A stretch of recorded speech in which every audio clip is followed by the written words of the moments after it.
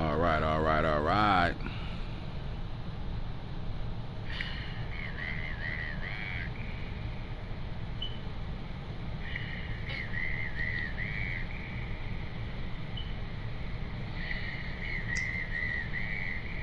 Shut up.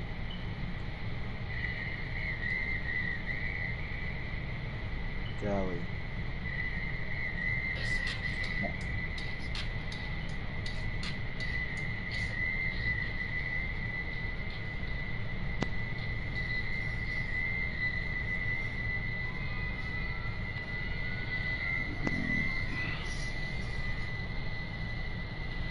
Got a lot to get to today in this Real Talk, man. Welcome to episode 8, season 10, Real Talk, the show, man, where we talk sports, Madden, and, league, RDL5, one of the best leagues around right now, man. Late, while 22 is out, and everybody's starting to learn how to play the 5 version and the 4 version, and we still know that we can't start a legit franchise until they do the first updated patch. So we rocking hard in 21. If you one of those guys that's still rocking at RDL5, I salute you. You feel me? I respect you.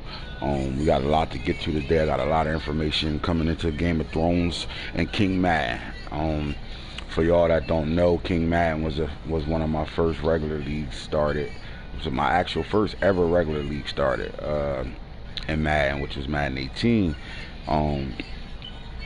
where it kind of got similar to the Game of Thrones feel. But we will have 2 leagues started, and eventually we will be moving on to the 5, as everybody should be putting their mind frame on plan. Next gen in 5. However, if you do got the game, you do know some things you can't get in the 4 version. Current gen versus new gen, there's a lot of things that new gen gives you, and I've seen a lot of that stuff. To be honest with you, I'm not completely impressed with it, with the 5 version at all. I mean, you get the home field advantage shit, a lot of little dress up stuff they did. If you do got the 4 version, if you are planning on playing in my league, it will be a PlayStation 4 league, Game of Thrones, and eventually we will move on to the 5. But to start off, we're on 4 version, and 4 version, some difference from 21 to 22. But I guess the 4 version would be more similar to 21 than the new gen. But if you had new gen and you was playing PlayStation 5 and you was still playing the 4, if you was playing new gen in your 21 leagues, you know that the movement was different for the new gen than the old gen still. So it's really too much, no changes. They got a lot of work to still do with the game. At this point, I've played countless hours of it. I've been in franchise mode. We're missing a big piece of franchise, so with the recruiting and the drafting and all that stuff. So I can't really get into what's the game like as of right now. I like the player movement. A lot of guys we're checking in on if you can wiggle still. Yes, you can, but people got to understand with the wiggling, ain't no stop and goes because of this right here. You can stop and you can go, but that's going to be considered just regular player movement. And here's what I mean by it: everything is controlled by acceleration. If you are a type of person that hit X on the stretch and accelerate as soon as you hike the ball, your running back will lose his speed and he will never get to his top speed. Trust me. You have to understand how to accelerate. So even when you wiggling, the acceleration starts to slow you down. You can see a little bit of the AI moving like it did in 21 with the wiggles, but it's not completely the same. You will get caught on runs more than you won't when you're doing it. You got to be able to hit holes, second level, understanding when it's time to accelerate and not. You get a run and you get to the open field. Acceleration is everything. But even on that, you say you get a 30-yard run, and it's just you and the DB and you got a 5-yard run on him. If you still holding that acceleration button, he's going to get tired, as in real life they will start to slow down some. So you got to know when to hit that acceleration button. That's key. 50-50 balls as a receiver, you can click on and you're not stuck in the animation, meaning if I click on and I animate for aggressive catch, but the catch really calls for me to rat catch it, you can switch to that rat catch and not lose control over your receiver. Like in 21, whatever animation you hit, you were stuck into that animation, and that's that. Holding triangle ain't the thing to do this year. You can hold it, but it ain't the thing to do. You have to fight for the football, both sides of the ball. When it's one-on-one, the animations don't get stuck like they did in 2021, where your receiver just runs and you cannot control him at all. That's over with. Throwing the football right now, the zones are broke. as always, and anytime the discs come out, they got a lot of shit they got to fix, and zones are broke right now. So some guys is playing this game thinking they dotting shit up, and really you just playing dots to the game being broke right now. I will say this, to me, I feel like the running is probably the best it's been, and what I mean by that is it's not OP running where 20 all you gotta do is just turn the corner on stretches, everybody get blocked. 21 all you gotta do is wiggle and everything go. It's not that. It's so realistic running. You have to use both left analog stick, right analog stick. You gotta be able to understand how to move. You gotta have good vision as a running back. If you don't have those things, then arcade playing will kill you. You will not be able to just do what you want. Blocking is real. You double team, you have to understand why you're double teaming. You know, some guys just come out and because that's the thing to do, they run a stretch right, they double team, and everything works out for them. Well, in this time around, you double team, it's somebody free, and if you don't find a way to get to that guy can make the play every single time. I've ran stretch probably 100 times already in this game, and I seen that running with the double team to the stretch is worse than running without the double team. So you have to understand a little bit more football, which I like. This is what we want. We want football being played and not arcade shit. So you got to understand blocking assignments. You got to really know what your play is showing you in the run game, and really understand, what the defense is in, things like that. That's important. They gonna give you the conversation I always have. You got to be intimate with your team, got to spend time with your team. Well, the game forces you to do that now. There's a lot of stuff that I'm going to talk about. I ain't going to talk about now, but my review so far of 22 is not too much different from Madden 21 at all, especially on current gen. And that you do have player movement to me is a lot better. When you first start the game throwing the ball, you can fit balls in holes. You see it like a guy like Falk who throw the ball really well. Corey's, the guys that can, check down throwers, those guys that got that West Coast offense. You can fit things in at this point right now. We know that will change because right now you can fit any throw in right now. If you make the right throw, is a wrap. A guy that's open is open, and he'll have to be 100% open.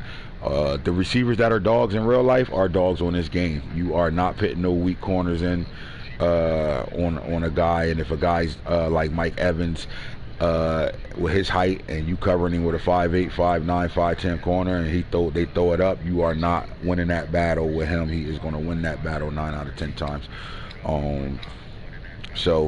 Everything's, to me, like everything is going to be play calling and scheming. You're going to have to do a lot of things in game to be able to really be successful in this game. You're not going to be one of those guys that just pick up the game and online guys hop on and run the same shit over and over again. The one thing I like was the more I ran a play, the harder it was to run that play. That was good, and so on. But that's going to be saved for another episode, because we are still playing RDL5. With week 12 right now, and the league is still chipping. We got majority of the league still playing right now, which is crazy, especially while 22 is out. Everybody's still locked in. So I appreciate everybody that's in RDL5 and that's playing right now. You guys will be top priority when it comes down to Game of Thrones. All right, that's that. Now let's get to the league right now, man. All right, so week 12. Let me see your lighter, Erica.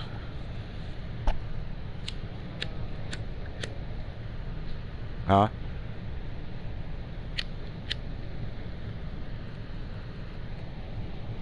Never mind, I don't need them. Good. All right, so let's talk about some news. Saints take on the Bucks. This is a big game. Game of the week, maybe. I agree. Game of the year, you never know. I'm not going to call it the game of the year, but I will call it the game of the week right now, because the Saints and Coach Jimbo is dominating the NFC right now. He's 10-0, and the Bucks are 7-3 right now.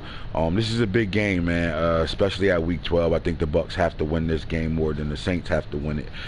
So I would like to see that matchup, see how that shit kicks off. Buccaneers Saints has a lot of fantasy football implications on it. Phil Maffa is healthy. That's big. They play the Ravens tonight. This is a big game for the Bengals, although it doesn't hurt them if he loses this game. They sitting at 5-5 right now in the AFC right now, whereas a lot of guys with 4 and 5 losses over there, so their playoff rule is still in their sights, even with a loss today. Now a loss tonight against the Ravens don't kill them, but it doesn't make them comfortable. You know what I'm saying? They got to get comfortable after that. They got to run off a couple games to win. But I do think with 6 losses, they're in no matter what. With that being said, he got good opponents coming up still, and they fighting. And right behind him is the up and coming Steelers right now. Now, Coach Bryant, he's been playing really good football. And he's only a game behind second place right now. So the AFC North is really kind of tricky right now with the Browns not playing.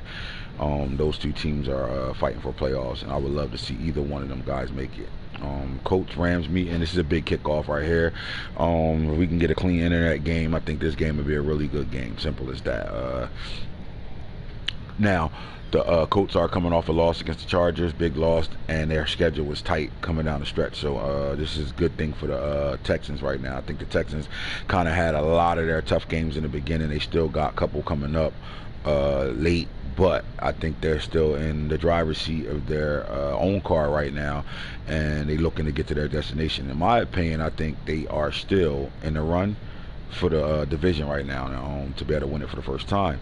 But they have to pay attention to this Colts-Rams game. This is a game that I would be tuned into if I was the Texans, paying attention to how that game ends up tomorrow.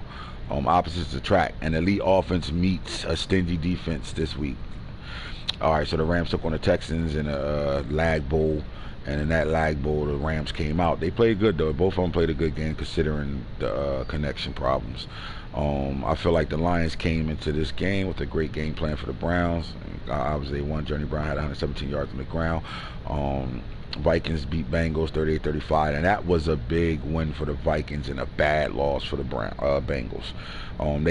These are the wins that the Bengals can't do, and this is what happens every year. That you get to that game, you get to a game that you should be favored to win that game, and you lose it, and those games be the reason why you're not in the playoffs. This had to be a game that he had to win. Now, I'm not going to take away from what the Vikings did, because obviously they pulled off a big victory and they kept themselves in the playoff race. But the Bengals, this was a must-win for him, man. He came off a good stretch he had the Texans. He had a couple games where, they could go either way games for him. And to get to this game where it's almost like, yo, you guaranteed to win this game. You just don't do no dumb shit. With not playing the Vikings out like as if he's ass or something. But honestly, this is the game where you picking the Bengals over the Vikings in this situation. And the Vikings are starting to catch fire a little bit too, because they got Beth Sanders running pretty well. Started off averaging 2.9 yards a carry to getting it done now. So now that opens up his passing game a lot more, and Burton is starting to look like one of the better receivers in the league at this point right now, man. And just as I talked about the Vikings, you talked about Beth Sanders. Sanders was unstoppable for the Vikings as they topped the Bengals. The Vikings running back rushed for 3 rushing touchdowns. This is one of those hit the hole and pew, and he's gone. He got that type of speed, elite speed. At the same time, he is probably one of the shiftiest backs I've seen in a while. He's very shifty too, so he's modeled after Barry. So what you think will happen? TD machine and numbers could not have been any more impressive for Henderson. Henderson's in the mix, man. This guy in a short 4 seasons is already, looking to be a first ballot Hall of Fame player.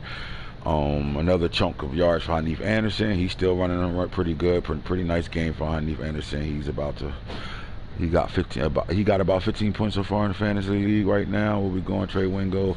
All right, so ND turnovers led to the Los Angeles Chargers wins. The Chargers defense forced a lot of mistakes in Indianapolis this week, coaxing 6 turnovers out of the Colts, allowing the Bolts to chalk up the road win right now, man. This Chargers team is very scary, as we all know. They're very scary. These guys, they playing good football. I think they got 1 loss to the Ravens. Coach Falk hasn't really been all the way locked in on the game, and when we played our game, you could tell it was a non-locked in game of filling each other out but not doing too much, knowing that could be a playoff matchup. But the Chargers is coming down the stretch. If they catch fire down a stretch and take it to another level, I think we're in a situation with these Chargers right now. I watched that game last night, Chargers game last night, and I saw vintage Falk, man. I saw Peyton Manning at the line of scrimmage doing Peyton Manning shit, man. I still have yet to see Falk name his coach Peyton Manning, because that's how he played the game. He played the game at the line of scrimmage with a lot of reading of defense and scanning the field and dialing up shit to be able to dot you up.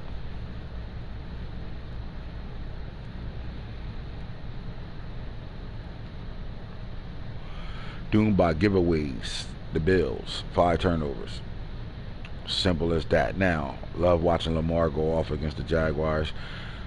Justin Herbert throws 3 touchdowns in a big win for the Eagles. He's still around old school. The Bills defense could never get a handle on Anderson. Neefbuck is back.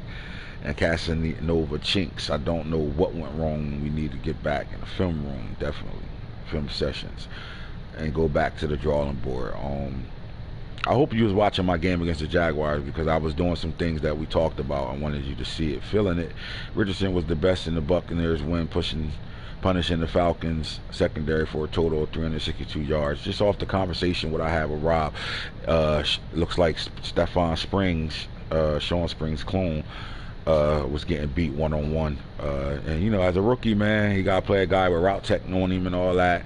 And you're playing some man right now. And if you don't get him no help over the top, it can get ugly. Although this kid is going to be a really good player for the Falcons, man. Get out of that rookie season, and it's going to be a problem over there for him. Titans lose 31-28. Every time I turn around, the Titans is losing a tight game, bro. That, to me, that just tells me they arrived, and they're on their way to those losses are going to turn into wins real soon right now. And that's just a sign of somebody getting better at the game right now. Because he's playing close. 90% of his losses is within a touchdown, for sure. And then I told y'all the Steelers is also playing good football too right now. That Pittsburgh Steelers defense, they sending it, and they getting a little bit more play calling savvy on offense right now. You're not just seeing throw it up and power all game long. They got some arsenals there with Vick Allen back there at quarterback right now, the rookie. Marshawn Lynch fumbled twice. You wouldn't expect that to happen. He's been having a good rookie year as well. And then here we go. What a I don't know how to say that word. Peculiar year. There will definitely be disappointments for most of these undefeated teams in the future, but for right now, it's simple. It's simply a great feat to get to week 11 with 0 losses. Worth the trip. The Saints dismantled the Panthers in Carolina, romping to a 56-14 win on the road. Jalen Burgers, that's a name we always talking about, especially in fantasy. He's probably tearing it up for fantasy. Right now, the Seahawks coach is back. A1 Sean is back to finish up 21 with us to go into 22. And he comes back to his football team, man. So he still got Ugalele over there. So let's see how that plays out coming down to the end of Madden 21. For sure, and day to forget. All right, so let's get into some conversations. Like I said, today we got a lot to talk about tonight. We're going to be talking about first ballot and Hall of Fame type players that came out of the 21 class. Now, just because I labeled the 21 class, it's the best of 21 class, because that's the class I'm going to focus on tonight. This Hall of Fame conversation is going to be, I wish I had guys on with me to have this conversation, so it's not just me and my opinion. But it's, you know, we started in 21. We simmed the first season, and then we started our real play off the 21 draft class, right? So most of my conversation will be about the 21 draft class, but that's not going to stop the real Madden players that's on the game that's been playing well, that should be talked about at Hall of Fame. I'm gonna go position by position when we had this conversation, and we will be saving these for part 2, 3, 4, and so on. Like, this is going to be a long discussion, man, because this is the real talk that I've been waiting to get to. If you are in the league, RDL5, and you are watching this real talk, man, type Hall of Fame in the comments section, and then you already know what comes after that. Just to let me know y'all guys paying attention, because this is about to be my favorite conversation, just to see what we did with these players. Not a lot of people, leagues, get to year 10, year 11, things like that. So when you go through that many seasons, you build resumes with your players. You get those guys and situations where, you know, we could talk about Hall of Fame, feel me? We could talk about those guys that, you know, that you guys GM'd and drafted or traded for and did the right things with them, and not only did you get the right player, you also made that guy a dog of the league, man. And when you play this game, you play to win a Super Bowl, you play, you know, to win games, but you also playing to see the players that you brought in, that you picked up, that you made the move to get, and see them all perform at a high level, man. So we got a lot of conversation there to talk about, but before I do that, we got to go to the standings. All right, so our top 10 BCS, man. This is usually Coach Hitta's segment. He's coming off his cruise, man. Shout out to Hitta and his anniversary. Falk just had an anniversary. I don't even know my their anniversary. I got with my girl in 2009. I think I beat her brother up first, then got with her.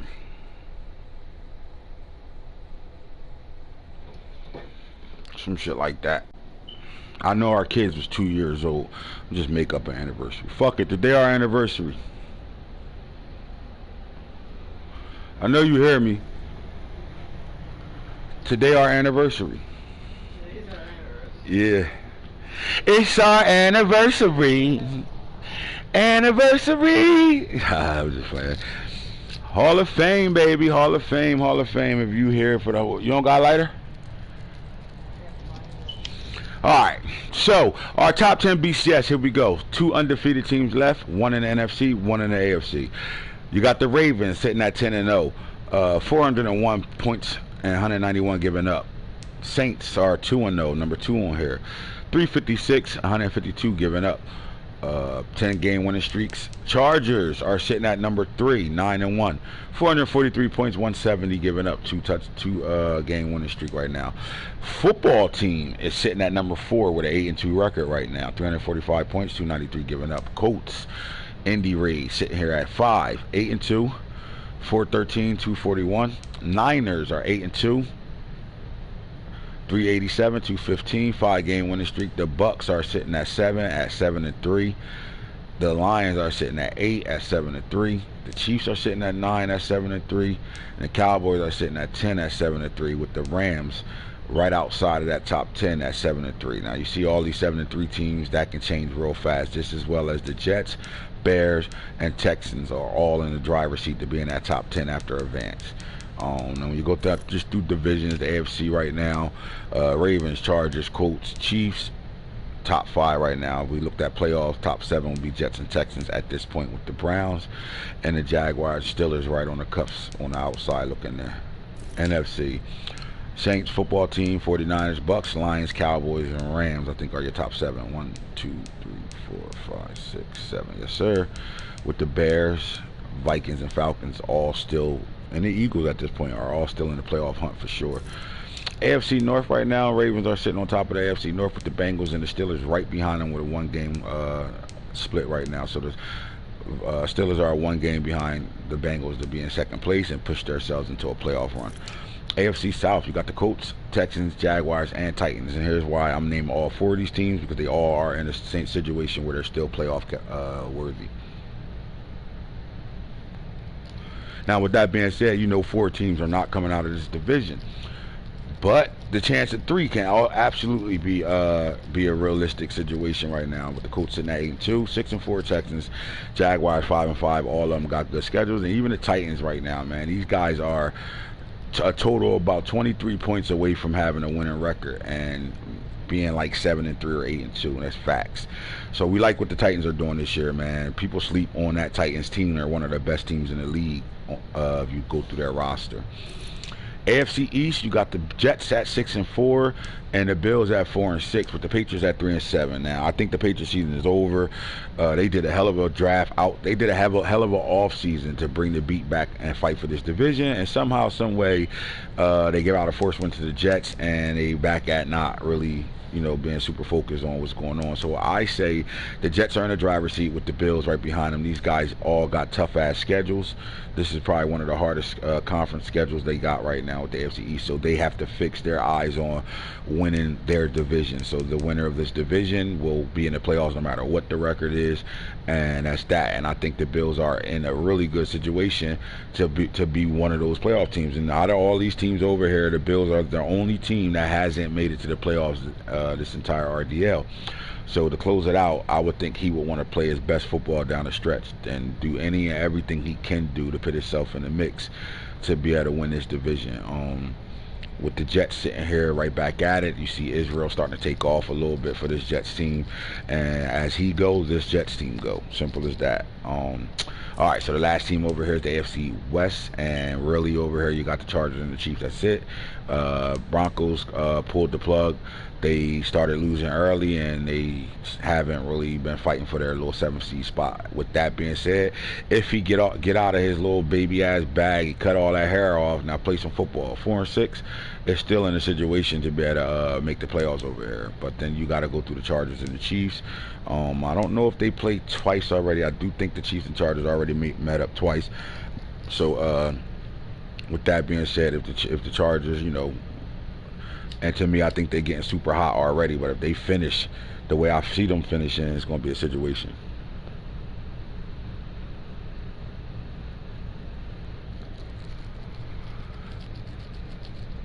I don't see the Chiefs not making the playoffs this year. However, it's still too early to say. I'm going to check schedules. I'm not going to do it on this show, but I'm going to check schedules to see what's going on. The North is interesting right now because we do got a 3-team. All 3 of these teams are playing. All 3 of these teams are super active. All 3 of these teams will have my complete attention when it comes down to Game of Thrones 3 and Madden 22 because they are super actively playing all their games. 7-3 Lions, Bears 6-4, Vikings are at 500 with a big one over that Bengals team. Put them in situations talking about playoffs again. With the Packers, I haven't really seen what's going on with Coach 404. He really ain't playing his games at all at this point right now, nor have I reached out to find out what's up. But they are out of it, so it's a 3-man race over there. So in the NFC South, you got a 3-man race here: 10-0, 7-3, and 5-5. And I think people not realizing the Falcons are hotter than that record is saying right now. They're hotter because they starting to figure out how to play with that rookie quarterback, Michael Iverson over there. And I think that's the key to their success going forward right now. They're going to have to close out strong, though, very strong. But them having, if you look at the NFC as a whole, you saw once we got to the 5 and 6 loss teams, after that, it was like nobody else even fighting for it. So it was a close 8 to 9 teams that can make the playoffs. So that gives the Falcons' percentage of making the playoffs a high percentage. So I just think he just needs to finish strong. Simple as that. Against the 49ers. No, he played the Bucks already, right? I played the 49ers. The Bucks played the Saints. The Falcons can steal that 49ers game, bro. I think that might do it. Yeah, that would be nice, definitely. And honestly, for the Saints, either one of them can beat each other and it would help the Falcons. But if the Saints beat the Bucks at this point, it helps the Falcons. Gotta talk a little louder. I can't hear shit you saying.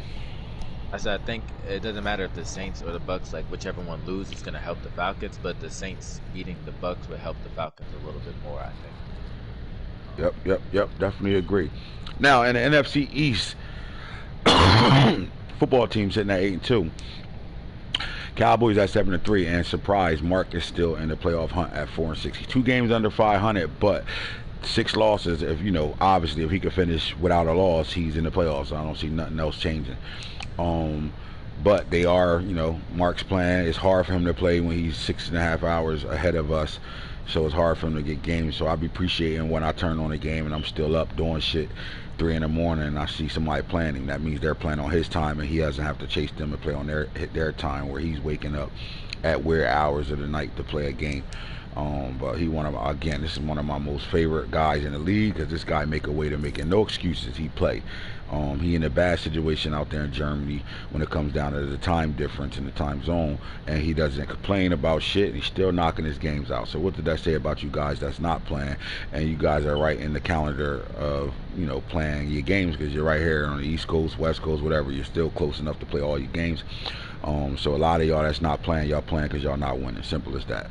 I got to get that off my chest. A lot of guys be turning it off. Oh, I'm done for the Madden 21. You're not done. You're only done when you're not winning it, because if you was winning, you'd be knocking your shit out right now. Keep that same energy. That's all I say. 8-2, 7-3. This is a big situation over here between these two teams. 49ers and Rams, man. The Rams got a couple good games on his schedule. A lot of guys that play the Rams play a good user. You're playing a guy that can user the hell out the game, and he's a very good video game player. And that's a situation. Now they've been dominating the NFC for the last 2 seasons, 2 Super Bowl appearances and 1 Super Bowl win. So they are the team to beat right now, man. Although the 49ers have 1 game ahead of them right now, it's very much too close. Why you always trying to fight? Get out of here. Very close in this division. If I'm the 49ers, I'm thinking I need to win this division. I need to have the home field game. Now, although if he has to meet up with the Rams, they all coming out of California, so they're used to that type of weather anyway. But just being home will be a good thing for the 49ers. They usually plan on a road in the playoffs, which makes their path to the Super Bowl that much harder. All right, so that's the NFL. That's our standings right now. That's what's going on there. Obviously, we got to talk about MVP races and all that shit that's going on right now. Let's get to the awards. I'm not doing weekly awards. We're going straight to yearly awards right now.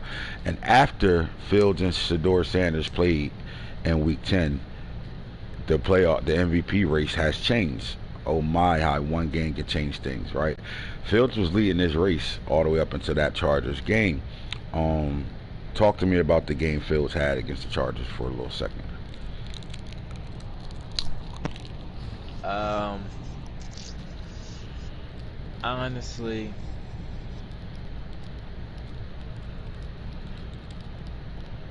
Honestly, it was some offensive line things that had us at first, and then after that, it just came down to our eyes lying to us on the field. You know, seeing certain things, believing they're open, and the Chargers DBs kind of making us pay for it.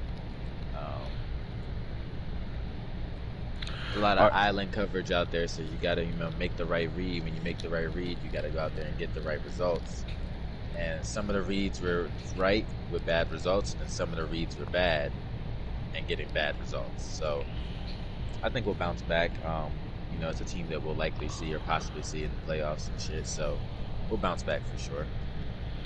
What do you say to the critics that say, last year the conversation was Justin Fields put that game winner in the playoffs, put a game-winning drive under 1:15 to move on, and in that moment he arrived, right? But what do you say to the critics that say this? Justin Fields is playing really good football, but he still hasn't got over that hump.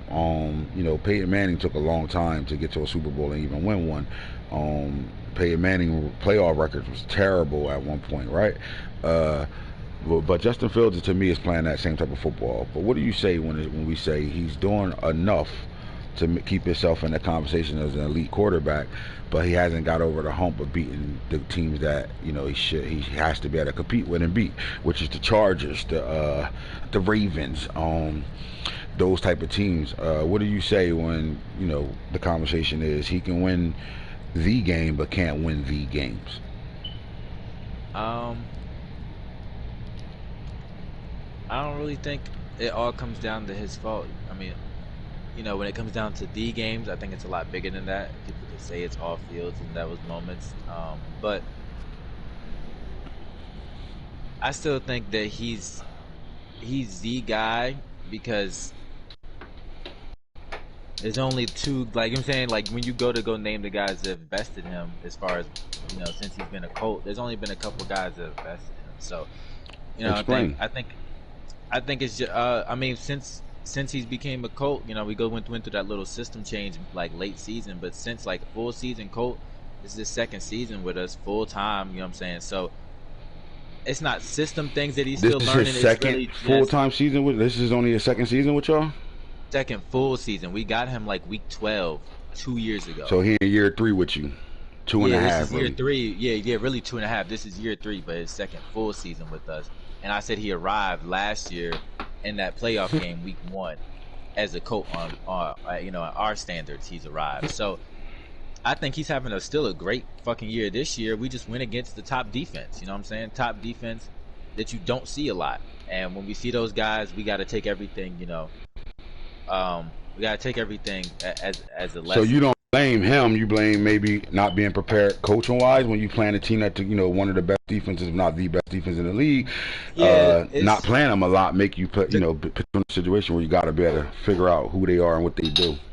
That and the way we play, we don't play scared with Fields because we have so much faith in him. So when we go out there and we have a a day where we throw, we throw some picks and we don't put the touchdowns on the field, we're not lacking. I don't think he's lacking. It's just that maybe shouldn't have been the game plan. Exactly. Like it's just about the game plan. I think that I think he'll be able to put some shit together, honestly, to at least get us to that AFC Championship this year. Like this is when I say this is the guy. Like it's not that I feel like it's everyone. He can get everyone. Wait, are we predicting him playing in the AFC Championship this year? Is that what you just said? Yeah, absolutely. Okay. Like, I wouldn't say he's a guy last year and then predict that we go to the same exact spot this year. Like, I think that we, I think we got shit figured out. The Chargers are the fucking Chargers. You know what I'm saying? When it gets down to the end of the day, that defense is exactly what we saw. It's just it's different once you plan for it and when you go out there and you see that shit in real life space and you're like, oh shit, like, you know what I'm saying? Well, he's sitting 2 in this MVP race right now. He was top 5 last year. He finished in the top 5 last year. With so many games left, how important would it be for you to get that MVP with him? I think it would just go accredited more. It's big. I think it goes accredited more to what I was saying. Like he's arrived.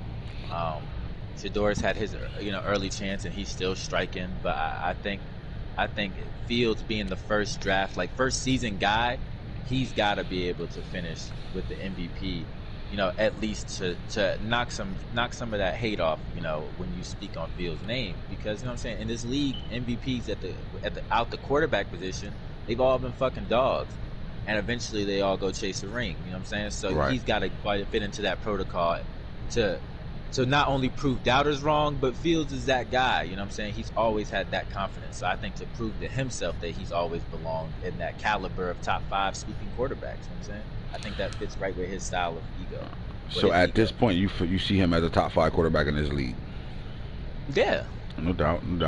Like the confidence. Ukulele sitting at 4 in this MVP race. And you get that to me, him sitting at 4 at 2-8 and really being a computer, do you think that's telling you how good he really is, even though most of those games are CPU games, or is it the flip side, CPU being on the CPU team, and when the stats get a lot better because it's the computer?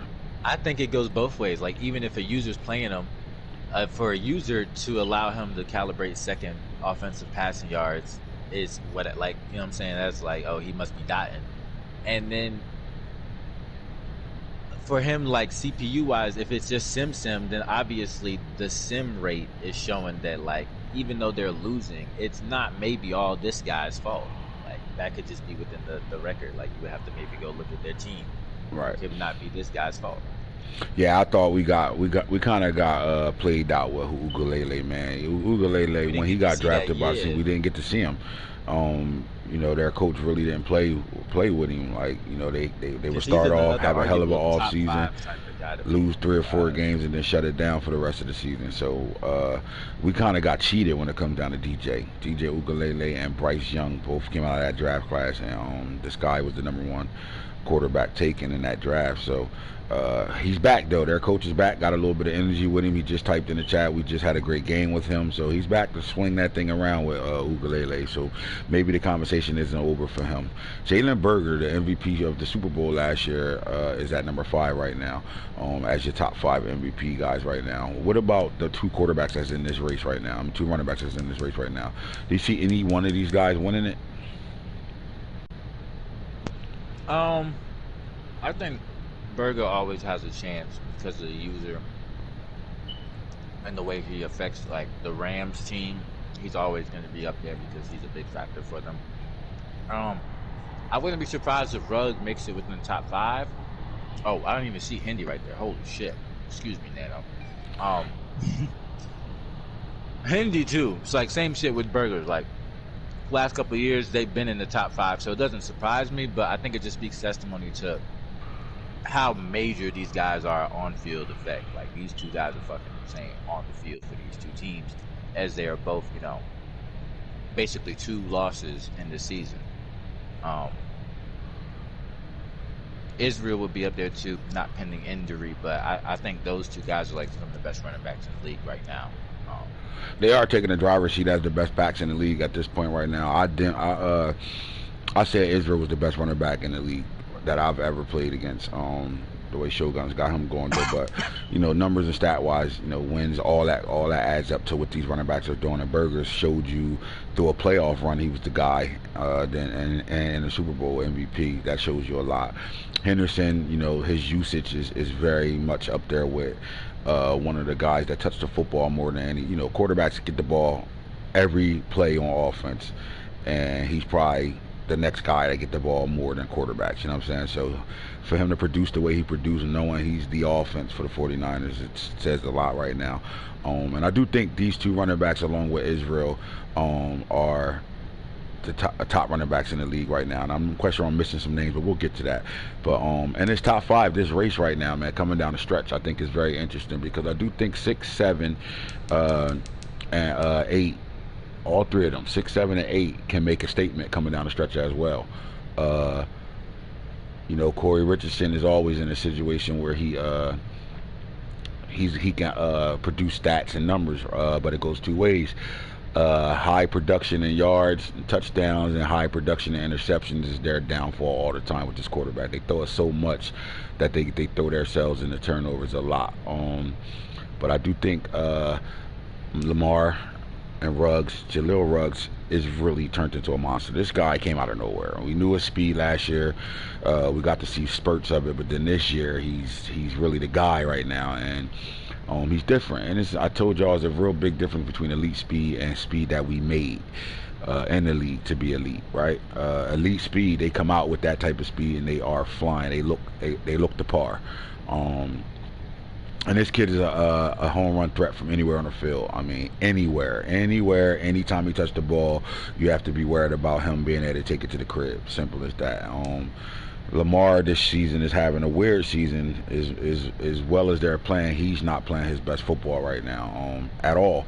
And that could be scary, because coming down the stretch in the playoffs, him not playing his best football can be doomed, can be our downfall. But if he starts to play his best football, that can be even scarier with the way this team is playing overall right now.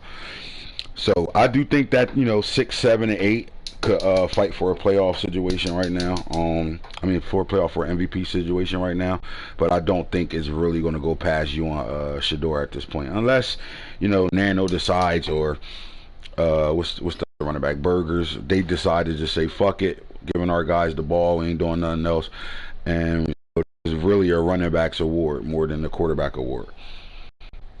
All they gotta do is get to the 30 touchdown mark, and then they're gonna give the quarterbacks a situation. So I like this MVP race right now. The top 5 is legitimate. Now let me ask you this question: those that are in the top 5, right? Who do you think out of this top 5 that has no chance of winning, even though they're in the top 5? Ugalele, honestly. Why is that? Because of the record. Only because of the record, I think. Because right now, he's second in yards. I don't know where he is in touchdown. He's second in yards, and he's trailing. Shador's 1-1. I'm 3-3. Hindy's 2 in touchdowns. 2 in yards, 2 in touchdowns. I think Burger's 1-1. So Ugalele is weirdly just sticking there, kind of with that 2-8 record. I think as Lamar picks up this roundabout. Oh, he's first. Well, he's first in yards because he hasn't played. Shador hasn't played, or Fields hasn't played. But yeah, I think Lamar, as he rounds the corner, pushes down to 5, and Burgess pushes to 4. Ugalele and Ruggs might switch from 4 to 7 or some shit like that. Just as the weeks go down, just solely based off of record. If A1 play all his games, that can change some things too. And could we see our first guy with a losing record? Don't think that losing record is the coach's fault. He's back on his team. They hired him back late right now. He just got hired back last week, already played his game. So it's not the coach's fault that their record is 2-8. All right. But now that they have their coach back right now, could that be the reason why Ugalele finishes in the top 3 and not outside of the top 5? He definitely could under that circumstance. I just don't know. I don't know if the top 3's production is going to go down So like, can we see an MVP winner with a losing record? with a record, yeah, I mean, it's not out the window at all. I picked him because of the record, but at 4, yeah, if he gets to like a 3 spot, that could be real like controversial for him. He could definitely push him to 1. All right. Coach of the year right now, the Ravens coach Ant Guru is at 1. Eric Bieniemy, Coach Jimbo's at 2. Coach Falk is at 3. Ryan Holderly at 4. Max Payne at 5, and Amir Braxton is sitting at 6 right now. Todd at 7, Richardson at 8, Murray at 9, Hollywood Murray at 9, and then Uncle Earl is at 10 right now. Let's get to the AFC Offensive Player of the Years. All right, so Shedeur Sanders is 1, Ruggs is 2, Jaleel Ruggs, the running back, at 2 for the Texans. Justin Fields is at 3. Rand Moss, the rookie receiver for the Ravens, is at 4, and Lamar Jackson has 5. That's your top 5 roundabouts. And the NFC, your top 5 Offensive Player of the Years are Henderson, Ugalele, Berger, Richardson, and Corey Stanley. Are my player quarterbacks are 4 and 5. Defensive Player of the Year right now, Elijah Atwater for the NFC, rookie safety up there. How you feel about that? Atwater, number 1 Defensive Player of the Year right now. I mean, we predicted this. This doesn't surprise me at all. We predicted this for Rookie of the Year, but I mean, Rookie of the Year, high chance you could be Defensive Player of the Year. So it doesn't surprise me at all. The guys I'm seeing up there, Toto's been always up there. That's fucking ridiculous. The corner McCain is there too, and this was one of his last picks. The coach that's back so on I'm this team is one of his last I don't know picks. McCain at all. Florida Yeah, State. McClain. Yeah, I haven't seen his name at all, obviously, because the coaching's gone. So that's kind of interesting that he's up there. So,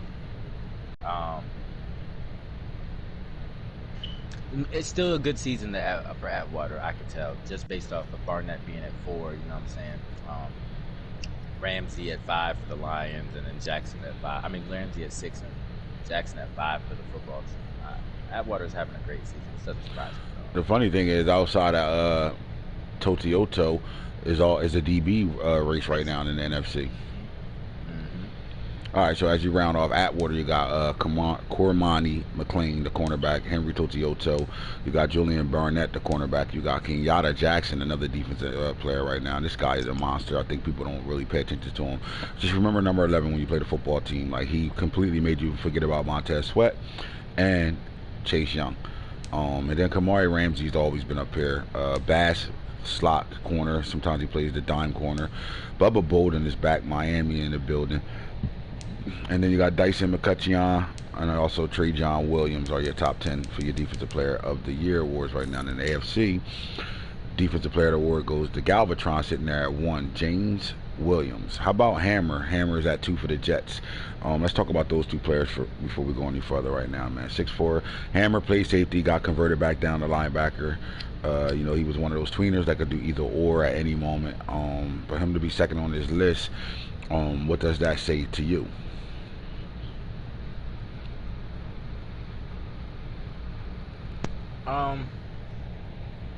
His versatility is on the head. This guy is a freak. He leads that. Him and I would say him and Brent together might. Him, Brent, and that D lineman, I can't think of his name, literally lead that Jets room as far as just claiming authority. Like, you know who this guy is every time you line up against the fucking Jets. And if you don't, you'll find out who he is in the course of the game. I promise you that. All right, so you got Jacoby Stevens, number 3 on this list right now, mainly at the linebacker position. Why is he 3 right now? What type of season is he having for you and the Colts? He's having a all-around pretty versatile season, putting him in positions to get after the quarterback, and he wanted to go back down to that linebacker role. He wanted to go help out BC and Barrett and go support what they got going on and help them out with those young guys and shit. So let him go back down there, and ever since we put him back down there, he's been having one of those seasons that kind of like when we first got him, where he got 6 picks and he got 8 picks in 6 weeks or some shit like that. Took 3 of them to the crib. He's having one of those type of seasons.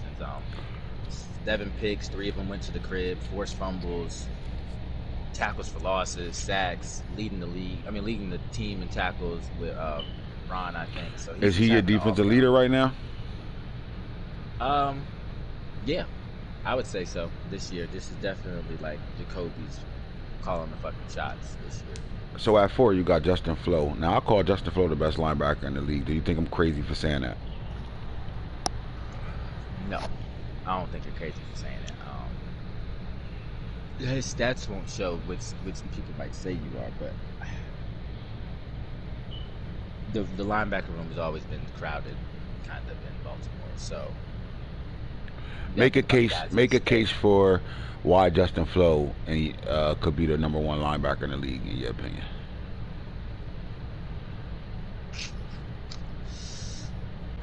Kind of like, I think the case would be that he kind of just, he's like a fool me once type of guy. Like, you can only fool Flo maybe once, and this is coming from playing him multiple times and just going against him. You might fool Flo once, but he shows you, like, you know what I'm saying, don't fuck with me. Like, oh, that tight end got me that play. Okay, you know what I'm saying, next couple plays you go back to tight end. Next thing you know, fucking tight end fumbles or some dumb shit. Like, he makes his name fucking known by the announcer, by your team. He's a scouting guy.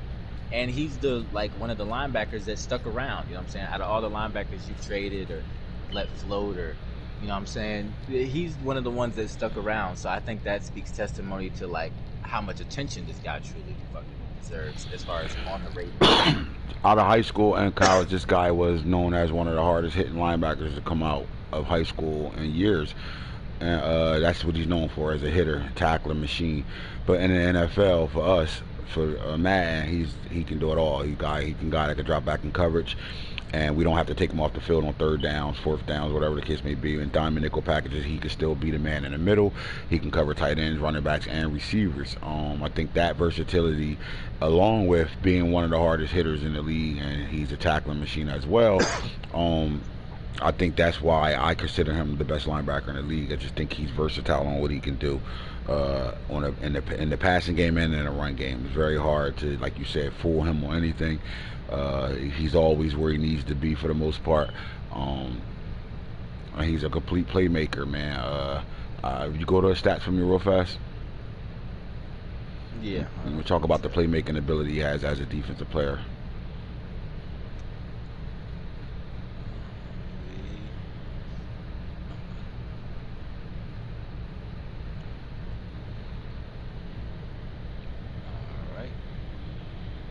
Even this year alone, like 40 tackles, 9 tackles for loss, 3 sacks, 8 interceptions, 7 pass deflections, 1 forced fumble, and 3 defensive touchdowns. Like.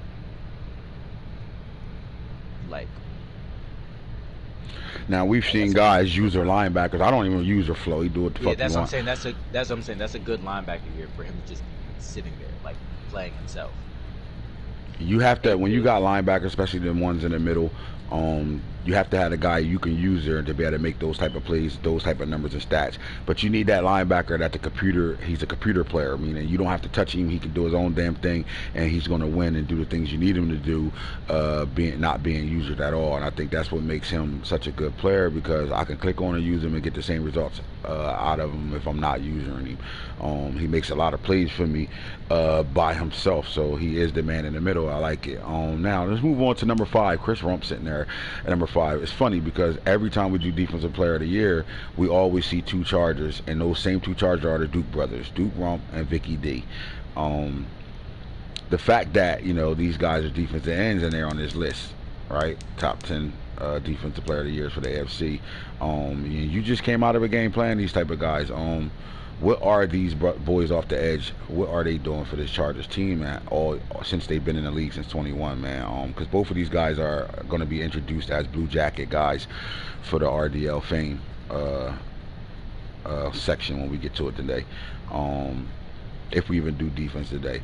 But just tell me how playing the team, and how does it hurt the passing game when you have to drop back and got these 2 guys coming off the edge, along with the best D tackle in the league, and Patrick Falk.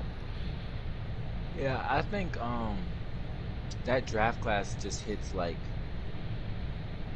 for them to come out at that same. They both came out in the same year, right? Yep. One was undrafted, one was drafted. and then Patrick Falk coming out. You know what I'm saying? So I think that like that draft class when they came in, I think what they did for the Chargers organization, which was showed like against the game against me, is just they told them like they don't really gotta worry about like the D line. Like you can definitely draft us some guys like behind us. Like we don't mind bringing them up, but like we love it here. We love the coach situation that we got, and I think that they got just three like. You know, you got those guys that just like make regret of other guys that didn't draft them. I feel like all of them came out with a fucking chip on their shoulder, angry as hell or something that like niggas didn't draft them. But like, they basically got 2 Aaron Donalds and a fucking like Fletcher Cox out the draft out of the first year, and they show up exactly when the Chargers need them. Like, I mean, these guys play so well, bro, as a unit. Yeah, them three gel, together. Like, that's what I'm saying. Like, instantly gelled. Like, you just add in the 4th person, it doesn't fucking matter. Like, them 3 are going to shoot. I think the production of them two is the reason why we call J.C. Horn the best corner in the league. I think your time of throwing a football, your clock go off in 2 seconds with these guys. They get to the football. We know that for a fact. They both got 100 sacks on their career. They get to the football, man. They cause a lot of distractions when you have to scan the field, especially with that man-to-man coverage that secondary bring to the table. And you don't have to be you don't have a hole to throw to. You have to wait for a guy to get open, and the more that clock ticking, your quarterback head for him to throw a bad pass, throw an interception, or get sacked. These guys get to the quarterback at a high level. They race to that quarterback, and they've been in this top 10 every year since they've been in the league, man. For a guy to hit on all 3 of his pass rushers like that, and those guys are considered the best pass rushers in the league, states a lot right now. We got young Lawrence Teller who came out.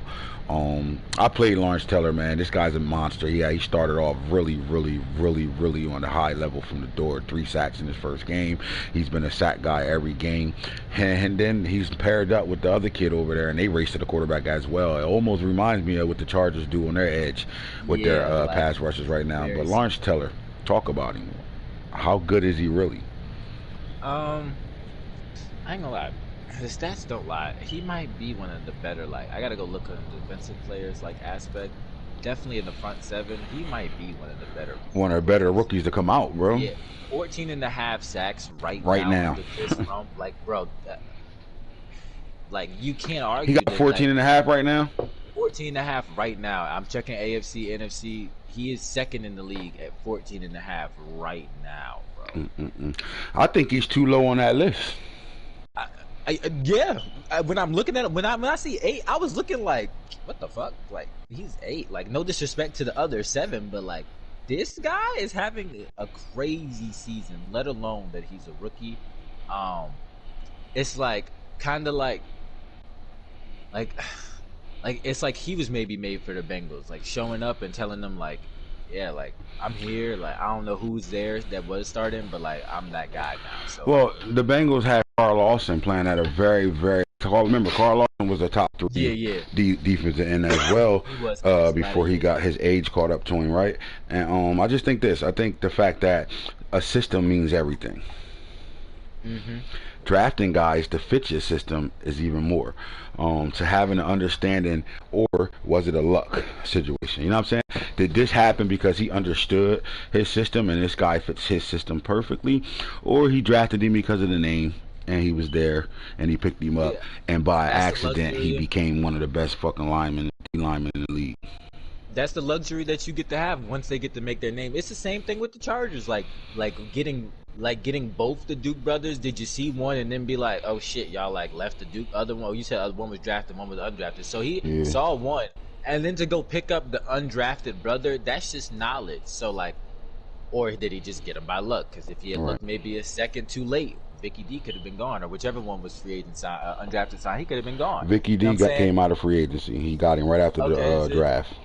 And then Patrick Falk, you know what I'm saying? Patrick Falk was my player, so he's gonna go to his team. But it's scheme that I felt like they see it, but once you see a certain guy like a Rump on the board or Lawrence Taylor on the board, it's like you get scheme and you get a little bit of luck, because you gotta guess that those guys are the guys. They just need a home.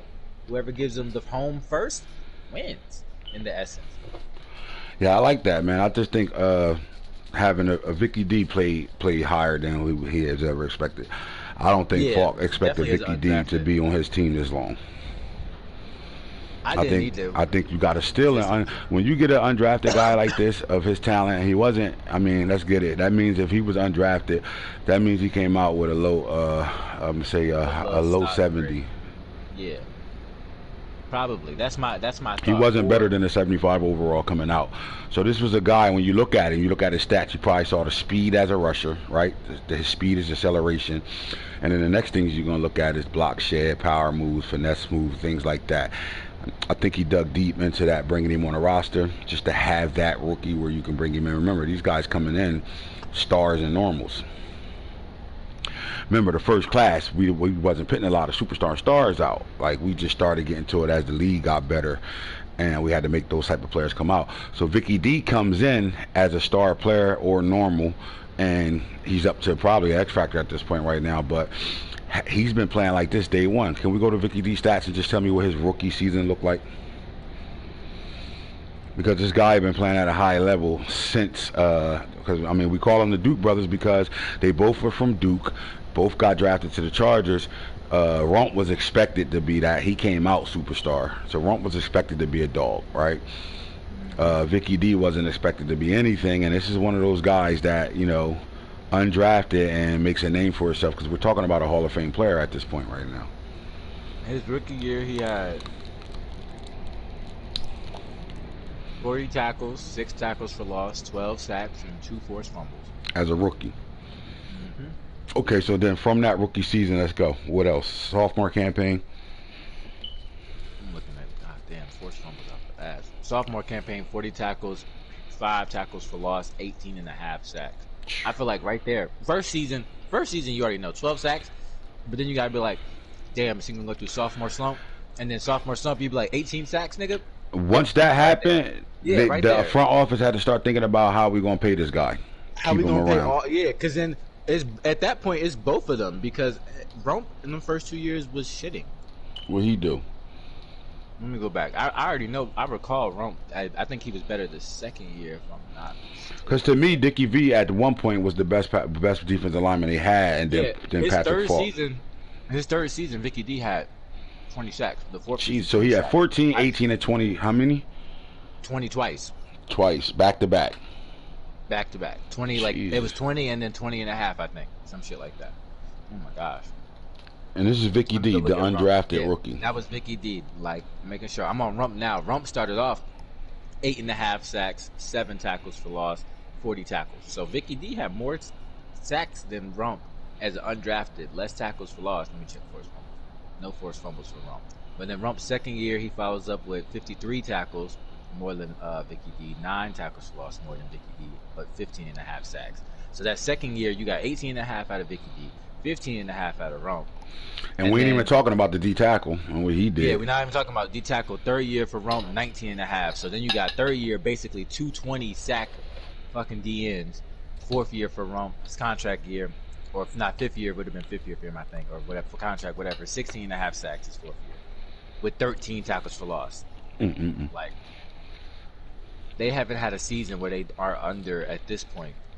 Rump had one season under 12.5. Other than that, he hasn't had a season. But they had double-digit sacks every year. Every year, minus Rump's rookie year. Rookie year is 8.5. That's the only season they didn't have double-digit sacks out of them. And I know we're supposed to be talking about the Hall of Fame guys soon, but they're Hall of Fame numbers, bro, because you seeing double digits out of these guys, and they also got that same type of production out of Patrick Falk. And real fast, go to his D tackle. So over 5 seasons, over their rookie contracts, you saw what Vicky D and Chris Rump did, the two Duke brothers. We saw what they did. They were very productive, top of their class at the end of the day. All right, Patrick Falk, rookie year, 52 tackles, 4 tackles for loss, 14 sacks, and 2 forced fumbles. So you dealing with a D tackle. Hold on. 12 and 12, 12, 14, and then 8.5. That's 3 players with 35 sacks for the season. So they got 35 sacks out of their three rookies that they drafted at the same time. Yes, bro. That's ridiculous. Like, Oh my God! Like, is it luck or is it scheme? I was just going to say that you can't make that like you would that can't happen more. You can have 100 tries to draft that right and get that same production, and you're not going to get that shit. Not probably none. I mean, you got a D tackle and two D ends come out of the same draft class. All three of them are been double-digit sack guys their entire career. Yeah, Falk missed it a couple years ago. I remember this season. Falk was like mad as hell about this. 2026, he had 5.5. I remember that.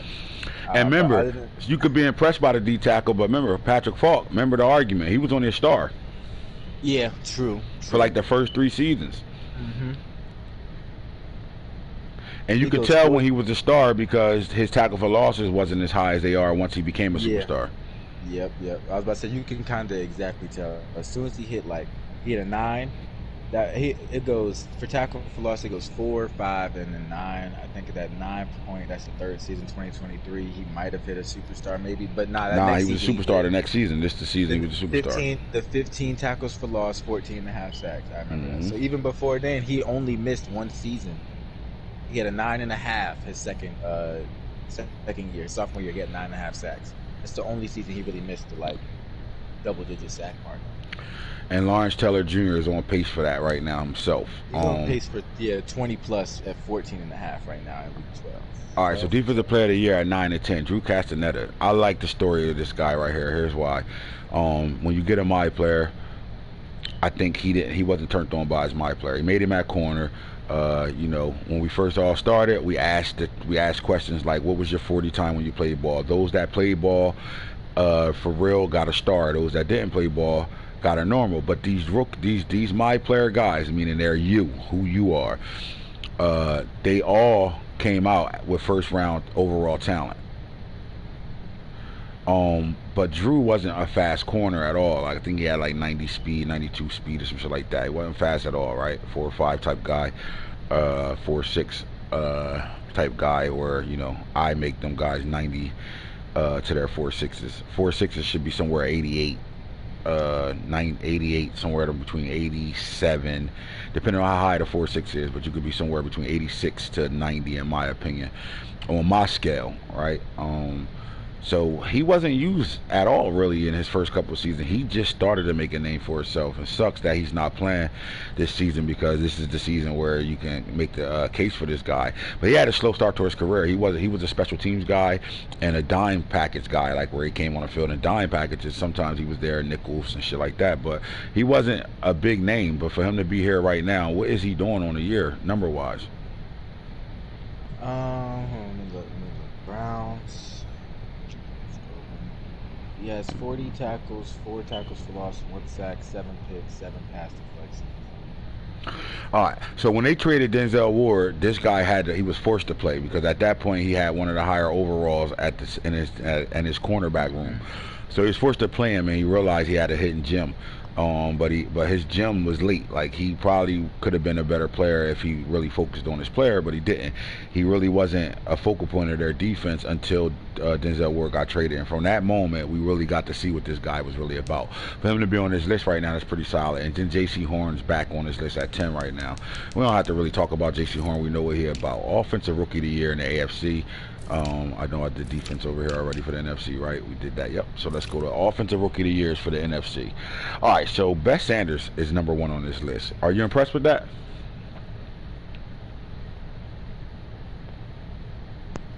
Yeah, because he started off the year kind of like rocky. I'm definitely impressed that he started off the year like he wasn't supposed to be in the league. Like, this guy was averaging 2 yards a carry.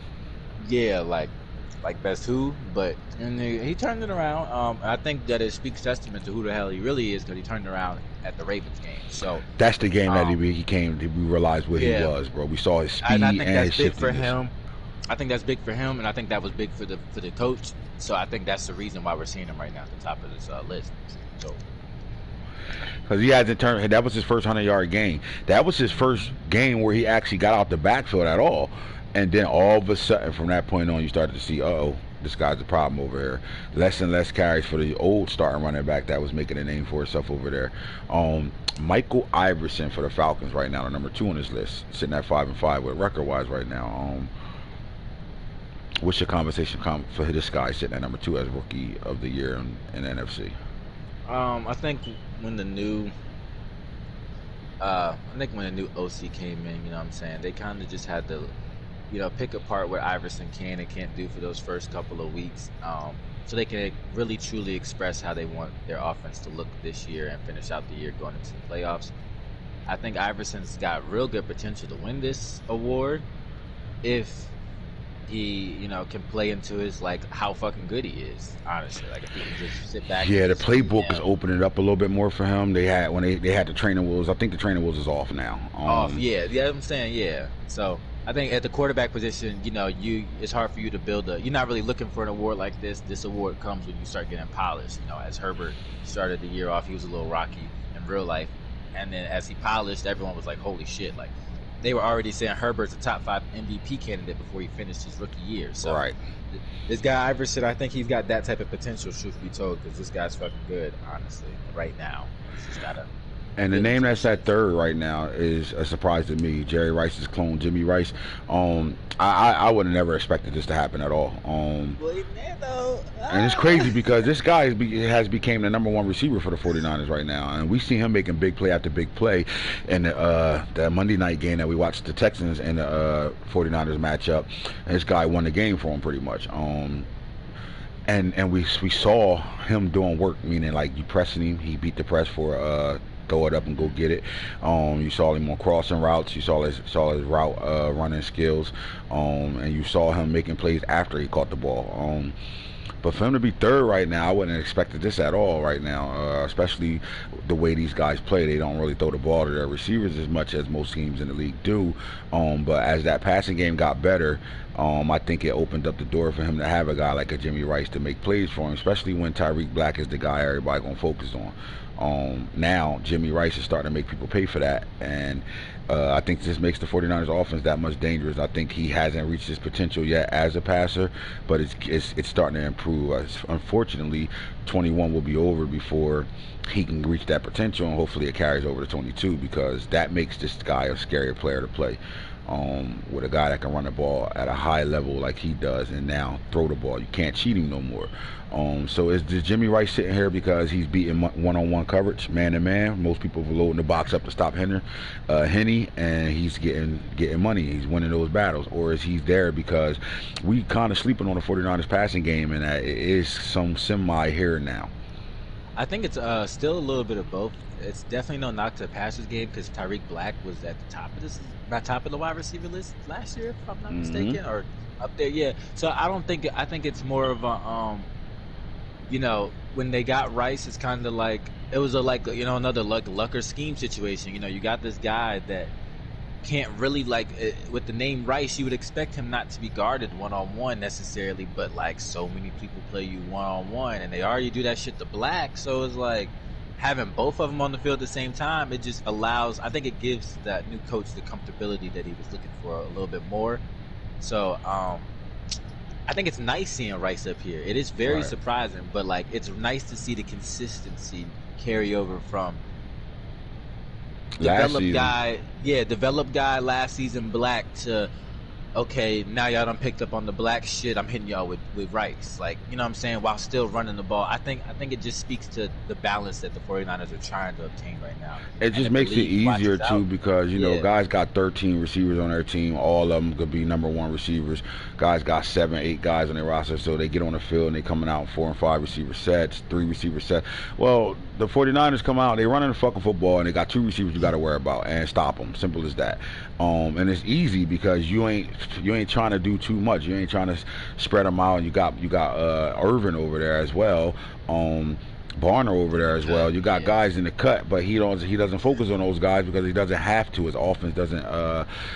He's not forcing that on them. You know what I'm saying? Sometimes you look at your roster, you see so many good fucking players. I got to get him a guy. Nah, you find your guys that are the guys, and you let those guys win ball games for you. Kevin Harvey has sat down. We haven't seen a Kevin Harvey sighting since Jamal Montana has arrived in Washington. He's number 4 on this list. The name Montana. Now, the Jamal is just because he's a black guy, man. He's Montana's son, though. Motherfucker was cheating, but he got a dual threat quarterback with Montana what I want to call it, with the Montana facade. You know what I'm saying? Like, he has that Montana-ness about him as a quarterback, throwing the football, making plays when things aren't there. The offense that the Washington football team do, which has been getting them in trouble the entire career of Kevin Harvey, rolling out, instead of taking off, holding the ball a little longer, and then forcing a throw to a guy, and he results in picks. Well, this guy has that same capability, same type of running threat, but he's throwing the ball better and has his team sitting at 8-2 right now. When you see a team that has a quarterback that's been starting, has a quarterback that's made the playoffs for him, has been their starting quarterback, but their offense always been a question mark for this football team. We know their defense is top tier, but the offense always got them in trouble.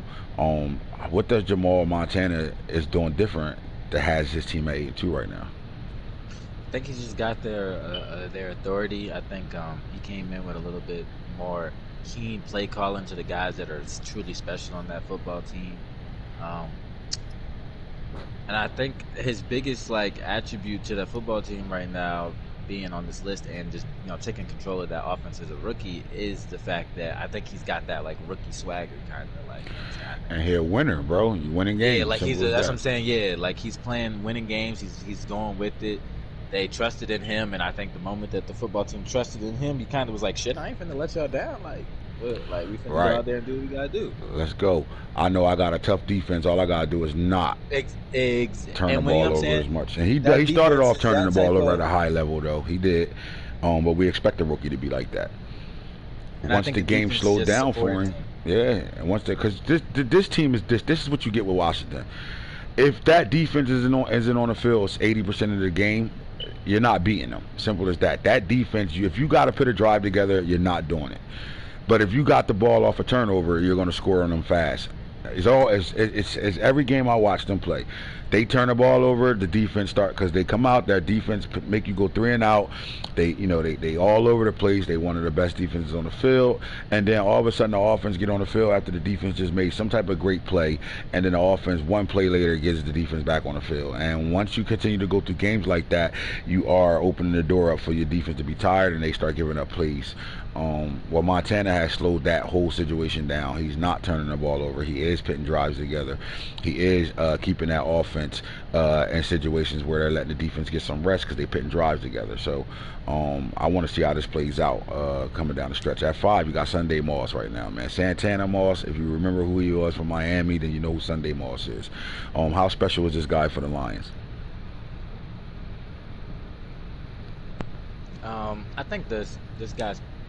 I think he's special. Yeah, I think he's actually pretty special for the Lions.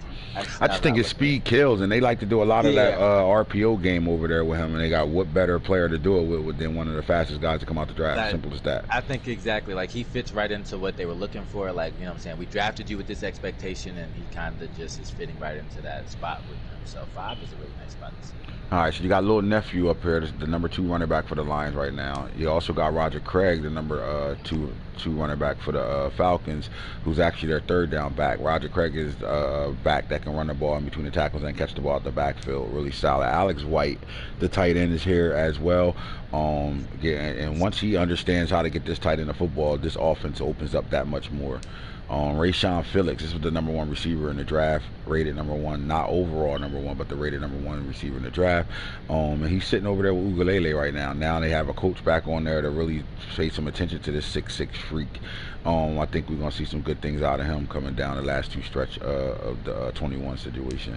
And then running back Eric Allen for the Panthers, a lot of computer love shit, but I don't think he starts, and I really don't think he got good numbers. I just think, the activity of rookies over here leads him to be in that top 10 right now. And AFC Offensive Rookies of the Year, Ram Moss. Let's stop there. Conversate about it. You've seen Ram Moss pretty much all year. He's been on TV all year this year. We're going to talk about some of the good things in him and why he's sitting at number 1 Offensive Rookie of the Year right now.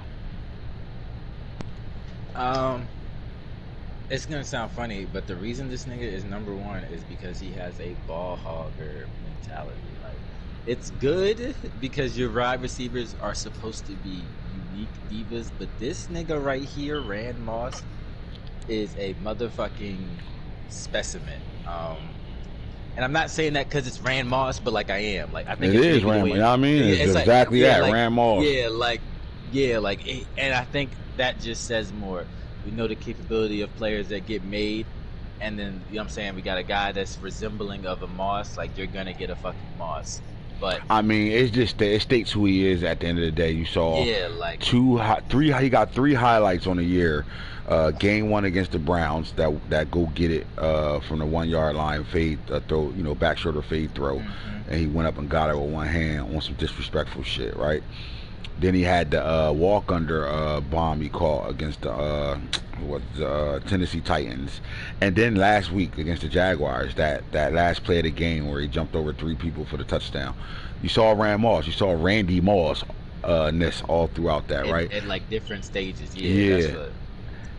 But Rand Moss in his rookie year, he dropped a lot of passes. Yeah. Dropped a lot of passes in real life, Randy Moss, and this Rand Moss is similar to it. Simply right like that. Let me ask you this: I don't think it's a problem. Is this the best receiver in the league this year? That's an interesting question. It's hard. Yeah, I don't think I could just throw disrespecting Devontae Smith like that. I ain't gonna fucking lie to you. But I don't know. I might have to go with no. He might not be. He's not the best receiver. Marshawn Lynch Jr. right now is number 2 on this list right now. And to me personally, I think he will be number 1 if the Titans give him the ball like they're supposed to.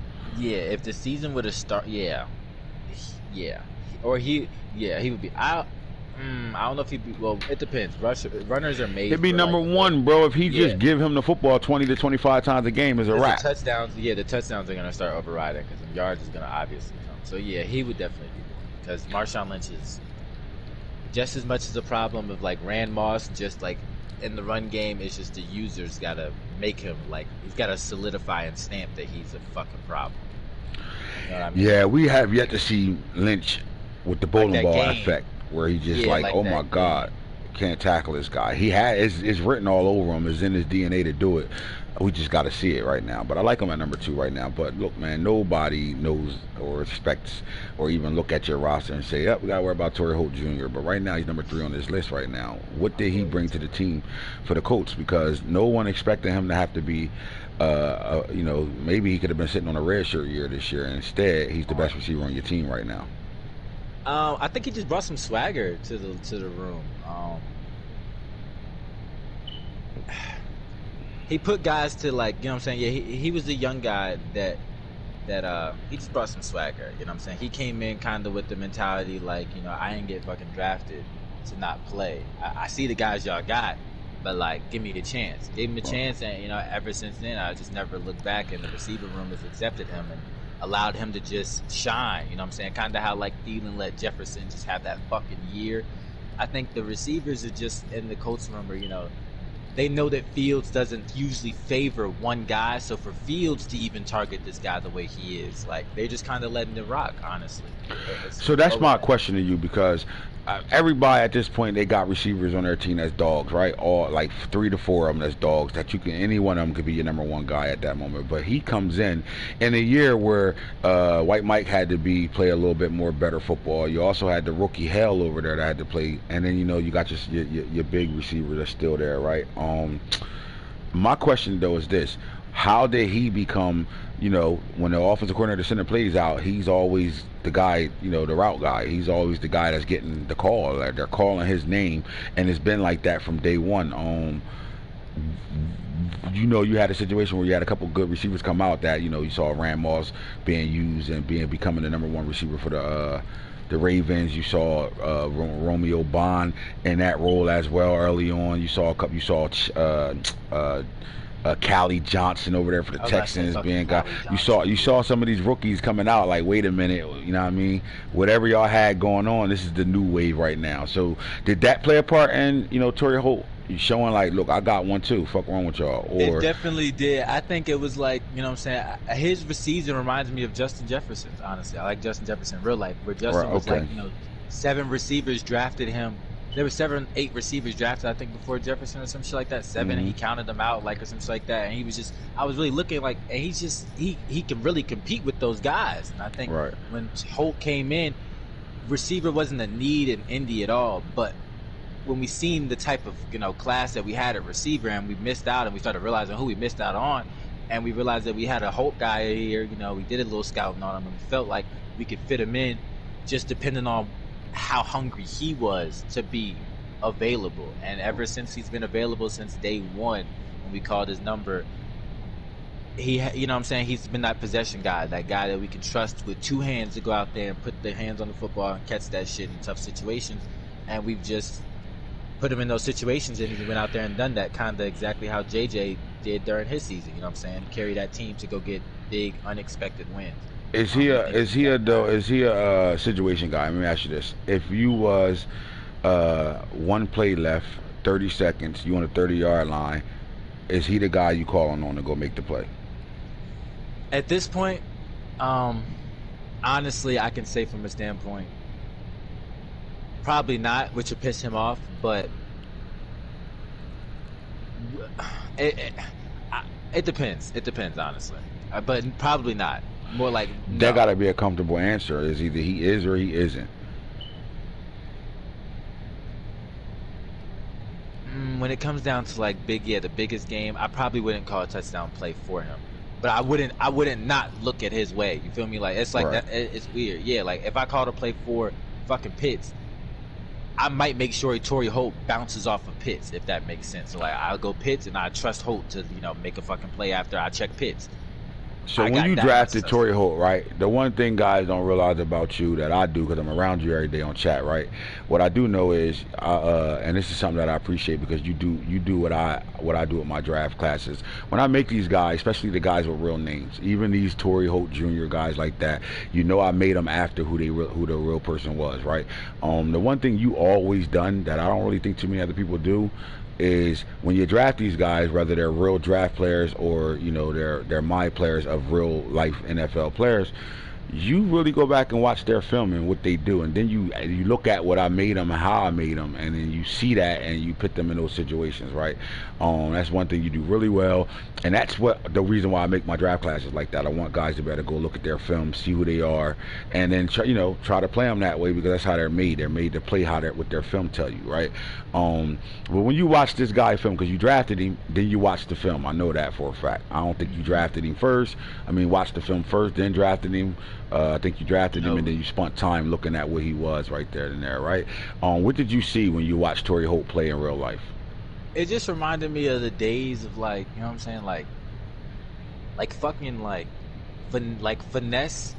but finesse for the game, but a real touch for the game. Those guys that really are just gifted. Back I was watching his highlights, I was just seeing him in all these different situations.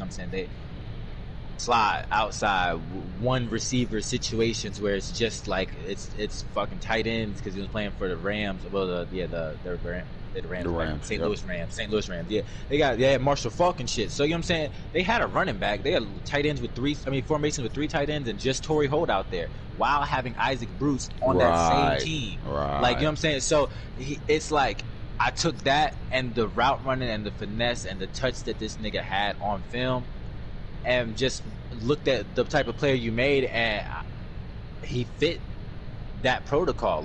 Third down, give me the ball. Shit, need a first down on second down, give me the ball. First down, they play dumb defense, give me the ball. Right. It's so I kind of just took that and ran with it. I felt like this would be the class. I've been doing it the whole time, but this was definitely the class to not shy away from it, with guys like Rand Moss and Lynch coming out and shit. I get a Torrey Holt Jr., why the fuck would I sit him? Right. Nah, but that's the reason why I make the draft classes, is for guys to actually go look at their highlights. Some of these guys, we get late, season 5, 6, 7, we looking at high school guys, right? And those guys got highlights, and they're made from what I watched on film. I look at good games, I look at their worst games, and that's how I determine who's who, and who should be a star, superstar, or X factor at this point now.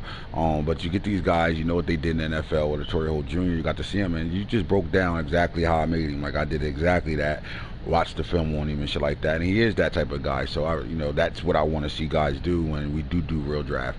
That's the main thing, to be able to know what to do with the players you got when you go draft them. Don't just look at the overall, the speed, and be like, oh my God, I got one. Go look at what those players can do, and you can dig deep into it. That's why Falk has 3 down linemen that are top Hall of Fame type caliber guys, because he looked at what they can do and can put them in them situations. Holt came in with fucking 94, literally the slowest receiver on my team, like almost slower than my tight ends, but I didn't care. It was literally like well, nigga, you have to get open. That means like if you're not that slow, but if, at this point in the league it's season 9, if you're not the fastest guy, that means you literally have to get open. Right. And that just matches with Torrey Holt, who he is. Like, he's big game, Mr. Big Game. And that just matches him. So I think, it goes definitely with what you fucking do in the league. And ever since I took keen notes to that, like when you said that, first time around, you know what I'm saying? Shit, like I make guys how they look. All right, so we got Jaden Caruthers at number 4 right now, the tight end, man. Big body tight end over there with great speed. I think this guy was one of the puzzle pieces that the Bengals was missing. Yes, sir.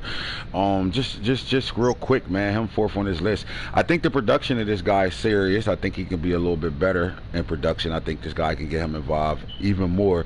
But, he's coming off where he just finally got 5-star playing the way you want him to play, right? And 5-star is not only playing good, he's getting the ball to those 3 receivers they got over there. That's really good.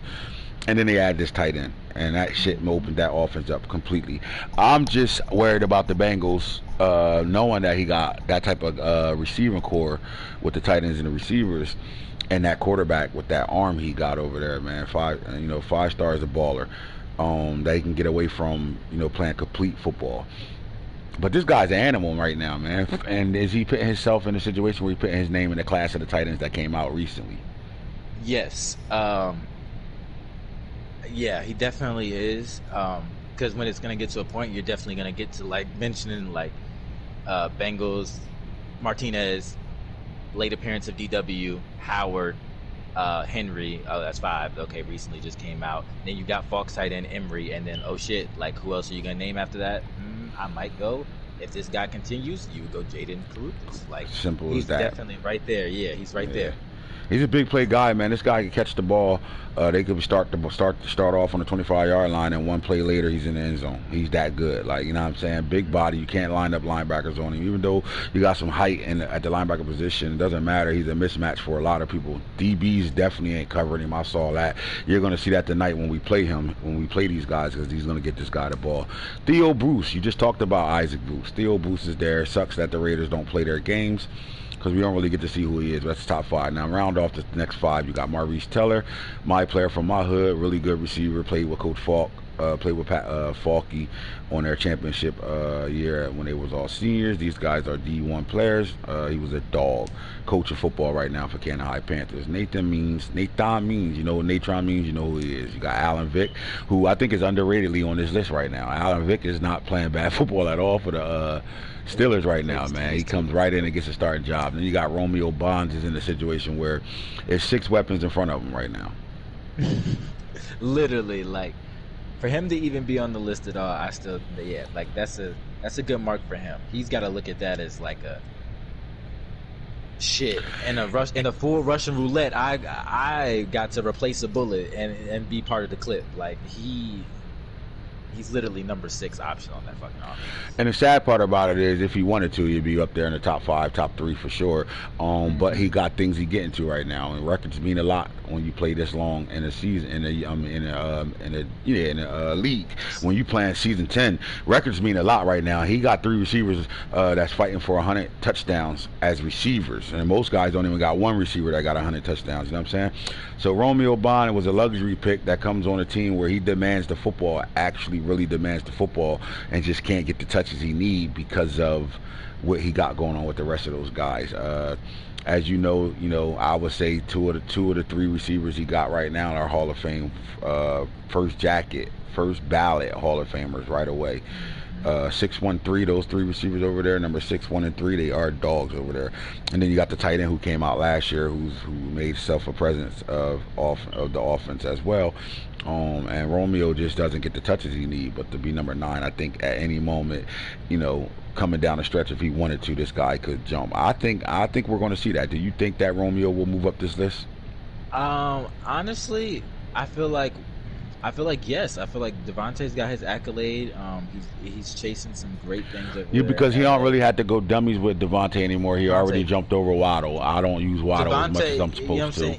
Exactly. Devontae is at the point now where he was ignited to get that because he knew what type, he needed to keep that ball for his trophy collection and shit. But now he's at the point of saying, all right, coach, rest me for playoffs. Give that fucking Bond kid some chance. Like, you might need him. And I think that's where the LA Chargers have always been good at. They don't forget about special guys. Yeah, I think at this point, when I played him, that's who Devontae is their guy. He's fine because at one point you couldn't tell who it was. Was it Escobar or Devontae? Who was the number 1 receiver over here? Right? You could not tell who was the number 1. Yeah. And for him to be the number 1 overall pick, I think he made himself known. But now, at this point right now, this guy is a secure catcher. He doesn't just run deep routes, man. He catches everything. He catches the drags, the slants, the over-the-middle shits. He do everything, right? Bubble screens. He can do everything for him. I think the accolades, you're not going to better jump him. We'll talk about that when I get to the Hall of Fame conversation. Well, his accolades, he already done surpassed Waddle in touchdowns and yards right now, and then Waddle is not the focal point of our offense. He hasn't been for the last 4 seasons, so the chances of that being a battle down the stretch is over. At this point, it's between Devontae and Escobar, who's the best receiver, going to have the best numbers out of all the receivers from the 21 class anyway, right? So he could still have that race. And then you got the little shifty kid Warren over there, who's on his way to a quiet 100 touchdowns. Nobody even saw that coming, but this guy is like 8 catches away, or maybe even not. And at this point, might even got it already to have 100 touchdowns in his career. So I think Romeo's going to get the ball now. I think he's going to put him on the field, put him in situations where he's the target now coming down the stretch. Especially if the games match up. Go to his schedule. Yeah, I just feel like this Bonds, he's a kid that might need his number called during the playoffs. So I definitely think that the Chargers user knowing that he might need his number called in the playoffs for whatever reason. You never have to get ready if you stay ready. You know what I'm saying? So. And then you look at Bonds, bro. Bonds is an angry player. Here's why. He comes to a team where he's already mad. Y'all got a loaded. You come to a loaded team at the receiver position already, so he doesn't have an opportunity to show he's that guy, right? He was the number 3 guy in the draft. He was red. The talk about him was so bad and negative that nobody drafted him. Everybody stayed away from him. He got him. I don't even think he had the reach to get him. I think we see guys that you scout and they turn red, and those guys aren't good guys to get if you're not a guy that know how to play and get these guys going, because they're going to do a lot of shit that you don't expect them to do because they're red. They're not going to play at their highest ability. That's facts. That's why they're red. Falky doesn't seem to have that problem with anybody he drafts red because he know how to make those guys play. He put him in situations to change that. We saw Nathan Means come out with negatives on him out the draft, where Hillberger's like, yo, what the fuck you do to my player? I ain't do shit, bro. Why he got -2 next to him? Well, 2 things happened in that situation. One, he came to your team that was already red. Y'all already was playing negative football, so he comes over there, nothing changes. Then he got drafted where he wasn't supposed to be drafted at, and that turned him into a red guy as well. And then that negative comes from just your team, period. Y'all already in the red, he comes out in the red. But as I told him, all you gotta do is go through the preseason 1 game or 2 and he'll change. He's not gonna stay red. That happened. Well, Romeo didn't come out with the negatives behind him, but he came out red. So when you scouted him, you stayed away from this guy. So that made him drop. That's almost like when real life draft comes and these so-called experts talking negative about a player, and they can rise or drop your stock. You know what I'm saying? I've seen guys come out because they had the right agent and the right people spoke about them, get drafted higher than they're supposed to get drafted. Well, Romeo got drafted where he wasn't supposed to get drafted. He was one of the best receivers in this draft. We're looking at a guy at 6'5", I'm saying, right? 6'5"? I'm on his schedule. Stay there. I'll go to everything else. I think he's 6'5", but he came out with 98 speed, bro. Bond is 6'5". Bond is 6'5". I'm tripping. I know that. Bond is 6'5". He is 6'5", right? Let me just go to it real fast. He's 6'5", like 96 speed, I think. When he came out, yep. No, I think he came out 98 speed. I'm on my way to it. Give me a second. Chargers.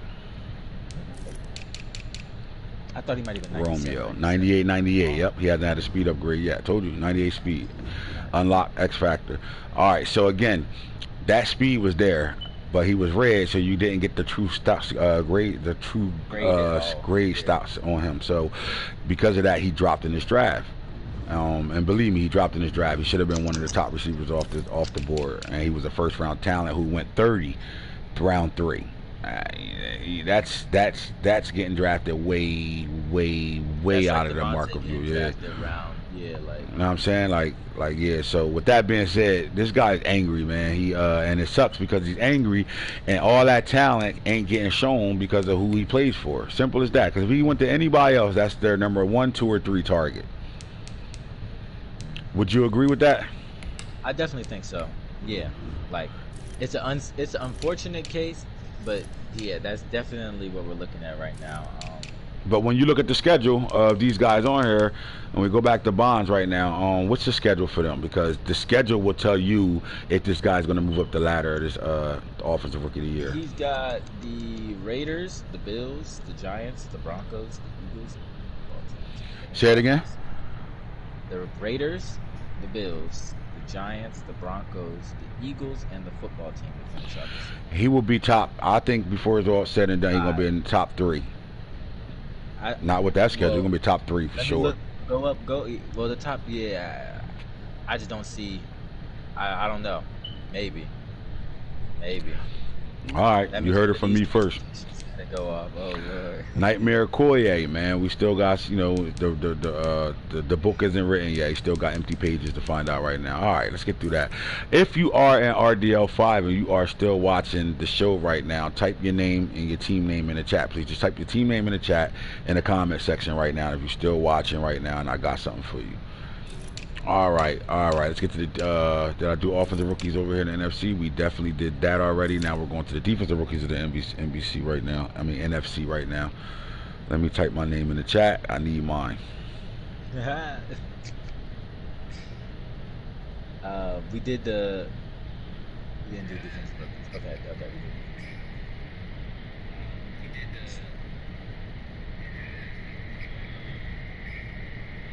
So yeah, we predicted Ravens in the building. Say that again. We what? We predicted this one when we did the rookies and we first drafted, and we said NFC best rookie, AFC offensive rookie, defensive rookie. We got this one right. I don't remember if we got the offensive one right, but I know we got this defensive one right here. We said Atwater. Did we say Beth Sanders could be? We said Beth Sanders could be a possibility, just depending on production. We said Best, and then we said, who else did I say? I think I said. We both said LT was a possibility for the AFC. We didn't get there, but yeah, we said we got this Atwater, and Best was a split. Like I don't know who you said on the offense. So. All right, so let's take a look at the top. The Sharp, the fucking tight end. Tight end Stamp Sharp. Yeah, that sucks, man. Tight end Stamp Sharp. All right, so let's take a look at Elijah Waters. Is number 1 on this list. We know what he about. Christopher McLeod. I don't know what position he plays. For the Saints as a rookie, he's sitting at number 2 right now. Let me check. I got you. Hold on. Too. Let me go to the Saint stats. Christopher McLeod. I hope you're a DB with that name. Thurman Pittman is definitely a cornerback. I know that for a fact. Thurman Pittman's a quarterback. He's number 3 on this list. Right, he is a Cloud. He is a right outside linebacker. All right, so that's good over there. Outside linebacker Christopher McLeod, number 2 on this list. And for the Saints to have guys on this list already, it tells you who he is. Steven Springs, Sean Springs' clone. He had a bad day last week. Definitely had a bad day. He had to stop Tetris McMillan. That's a hard feat to do. Asking a rookie to stop one of the better receivers in the league. That was hard to do. But this guy's here, number 4. I like him on this list. I think he's going to be a top corner before it's all said and done. You got Will Sears. I'm assuming this is a safety. for the Yes, Rams. yeah, probably it's one of the sub linebackers. The Rams drafted a whole lot of safeties, man. And those safeties all can go back and forth between regular safeties and sub packages. So I just think they become dogs. He got Sears and Iron sitting here at 5 and 6. I like that. The football team with Taj Hannah is probably one of the slept on. This is probably the sleeper pick that happened in the draft. It was a couple of them that was sleepers, but this was the sleeper pick right now. This guy, could put his hand in the dirt, get to the quarterback in a fast way. This is when you draft and you know how to pitch a team together, because they lost Montez Sweat and Chase Young, both got old, and they lost those guys, right? They wasn't going to pay those guys top dollar. And then they get, they got the one kid that's balling number 11, and now you got this kid over here to be able to mix them. They just replaced it their already top tier DNs that they had in the league with 2 more guys that potentially going to be better than them. And this Taj Hannah guy, you can line him up at linebacker as well, and he can cover tight ends, receivers, running backs, all that shit. Like, he's good. He's probably the only DN I ever seen come out that can cover like a linebacker, that has coverage talent in the passing game. So you could drop him in the coverage, you can rush him at the quarterback, so much you could do with him. Demarius Fitzsimmons, Max Lott, another one of those safeties, and then you got Silas Gilchrist, the safety for the Eagles. They lost Divine Diablo, and they replaced him with Silas Gilchrist. Really no difference over there. AFC Defensive Rookies of the Year right now, Lawrence Teller. We already knew he was that. Deuce Sanders, man. Deuce Sanders is a dog right now. Is he the best rookie corner? Yes. Deshaun Kilgore, 6'4", strong safety for the Patriots. Junior Seau Jr. for the Bills. Mike Duke got him playing at a high level. You got Brendan Gordon, the 6'8" freak at outside linebacker for the Steelers. You got Ron Israel, top 10 pick at safety, the sub linebacker / safety, out here playing at a high level as well too. We spoke on him on the last Real Talk on how good he really is right now. So he's playing at a high level right now. He's probably one of the better defensive players to come out the draft. C. Woodson, cornerback, Charles Woodson's clone, sitting here at number 7. Anytime the Bills got 2 top tier guys, that tells you how he puts the team together. He know how to draft, he know how to GM. That's what he does best. Shawnee Teller, man. Sean Teller's clone. Rest in peace, Sean Teller. Sitting here at 8, and at 9 and 10, you got linebackers. Bad Urlacher, and you got Ramondre Blood sitting at the top 10 right now. That's your top 10s over there. Now let's get to best quarterbacks in the AFC. Sanders. I'm only going to do the 3. Fields and 5-star. You know what? Let's do 5. Wilson and Lamar Jackson. This list: Sanders, Fields, 5-star, Zach Wilson, and Lamar Jackson. They are really good quarterbacks sitting up here on this list right now. Do you think anything changes with these guys? Can 5-star win this award? Can Zach Wilson win this award? I think they gotta try. They gotta fight hard. They gotta fight hard. Shador is a really, really fierce competitor, but they gotta fight hard, because Fields too. We was on top of that list at one point, and we know that fucking Chargers offense is exclusive. So you gotta fight hard to beat that quarterback position. All right, so you got Ugalele at number 1 for the NFC, Corey Richardson, the my player, Hudson Card, Corey Stanley, and then you got D'Eriq King as your top 5 right there. I even like this quarterback list. This quarterback list is pretty solid as well, man. I think the race isn't over though. De'Aaron's first year in the Lions, top 5. That's nice to see. That's special. That's special. Yeah. All right, best running backs in the league right now: Henderson, NFC, Berger, NFC, Beth Sanders. Look at the motherfucking Wills, and then Kamar Wheaton are your top 5 right now. With ETN sitting outside of the top 5 right now. I like this list. Beth Sanders slid his way into the top 3. That's nasty. After starting off the way he started off, man. AFC top running backs are Jaleel Ruggs at number 1, Marshawn Lynch Jr. number 2. You got Branson Robinson for the Bills. Chuba Herbert is there. Herbert. And then you got DeMarcus Bowman at 5 right now. The first time the Browns had a top 5 running back. Solid right now. With Israel being hurt too. Oh my God. All right, so that's the running backs. Now get to the wide receivers and the best. You got Ram Moss at number 1, Devontae Smith, Dwayne Eskridge, Torrey Holt at 4, and then you got JT Bolden at 5. I'm gonna ignore JT Bolden right now and go right to Trey Knox. Trey Knox has arrived. He is balling. Allen, what is it? My bad. I'm calling him Allen Iverson. Allen Vick is found his number 1 receiver, and this guy Trey Knox is doing a good job right now. With Reek sitting outside of it, Reek Wise sitting right outside of the top 5 at 7. In the NFC, Not going to be surprised at this. Kalen Burton, I love the fact that he's back on this list right now. We saw him have a breakout rookie year, and he's still proven to be one of the better receivers in the NFC right now, man. Why is he always on this list? I think the Vikings do a good job at like scheming him up, and they've shown that he's their guy. And when you make it known that like a guy is your guy, it can attract attention. So he did have that one year where he was often just like award racing chasing, but I think him being back this year shows that we went into the lab and we schemed some shit to get our guys the football. Mm-hmm. And he's showing that he's fucking good at it, clearly.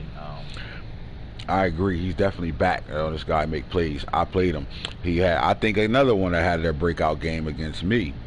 Khalid Burton and Beth Sanders. They went dummies in that game. Yeah, they both went. Yeah, they did. Jimmy Rice is number 2 on this list. How about the my player receiver Sean Brown that really never got true attention and is on this list when the coach is not playing? This guy's the best receiver for their team.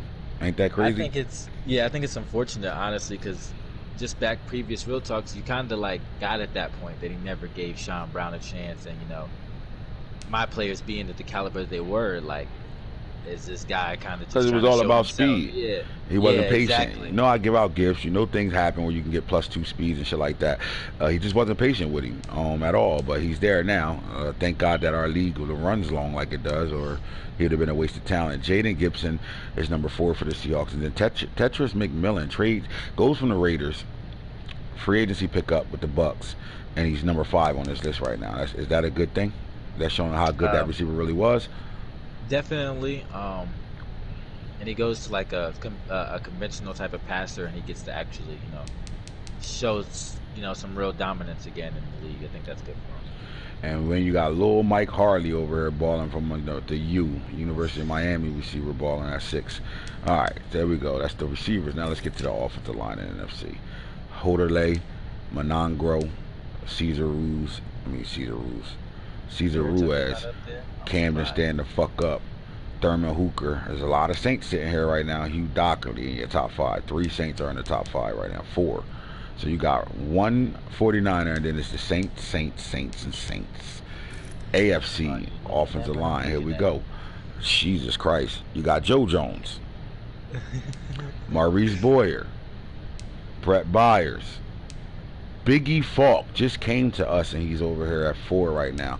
And at 5 is the Texans. Texans again at 6, and then there's another guy that will not be on his team before it's all said and done. Aaron Banks at 7 right now.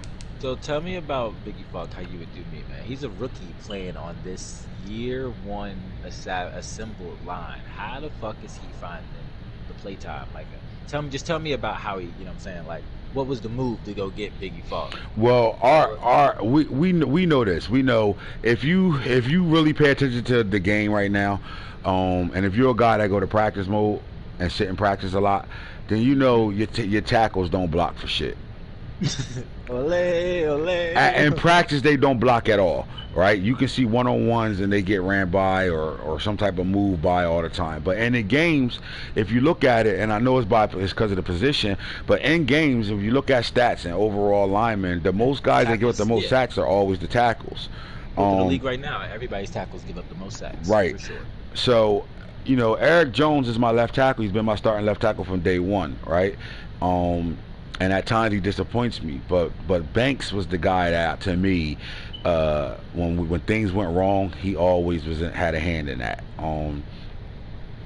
Biggie Falk was one of the top linemen to come out this draft. We wanted him in the worst way. We wanted to draft him, but we played the draft board. We understood that he was still there, and we thought that, having another pick in that round that we wanted to get him, we thought we would get him, and we waited a little too long, and the Jets snagged him. And they snagged him early to go along with that too. But he was a guy, just by luxury, he was going to be a lineman that would come out in the 90s already, or early 90s, high 80s. Yeah, he's ready to touch the field right now. All we had to do with him is let him get unlocked. So we wanted him. We still needed him. We were struggling in the early season because we were throwing the ball way more than we usually throw the ball. Now, in the run game, my offense line was really good. We really didn't have a problem with the run game. But in the That's what I passing was about game, to say. Yeah, the I run thought the game right was tackle just position was really the need. It's just that we had these guys. We got our line together early, so they've been playing together for the first 9 years. They've been together, and I thought that was vital to be able to bring a line in at the same time and let those guys grow up together. And I thought by the time we get to where we at right now, we'll be fine. But we always knew money would have a situation where we had to get rid of somebody, and we also knew, if somebody's not playing at the level we need them to play, we'll have to get rid of them. Now Banks, look at him, he's in the top 10 over here already. So for me to say he's not a good lineman is crazy. It's just that we knew we could upgrade and get an even better lineman. And what it came down to is the height, size, weight, speed combination that he had is why we wanted him.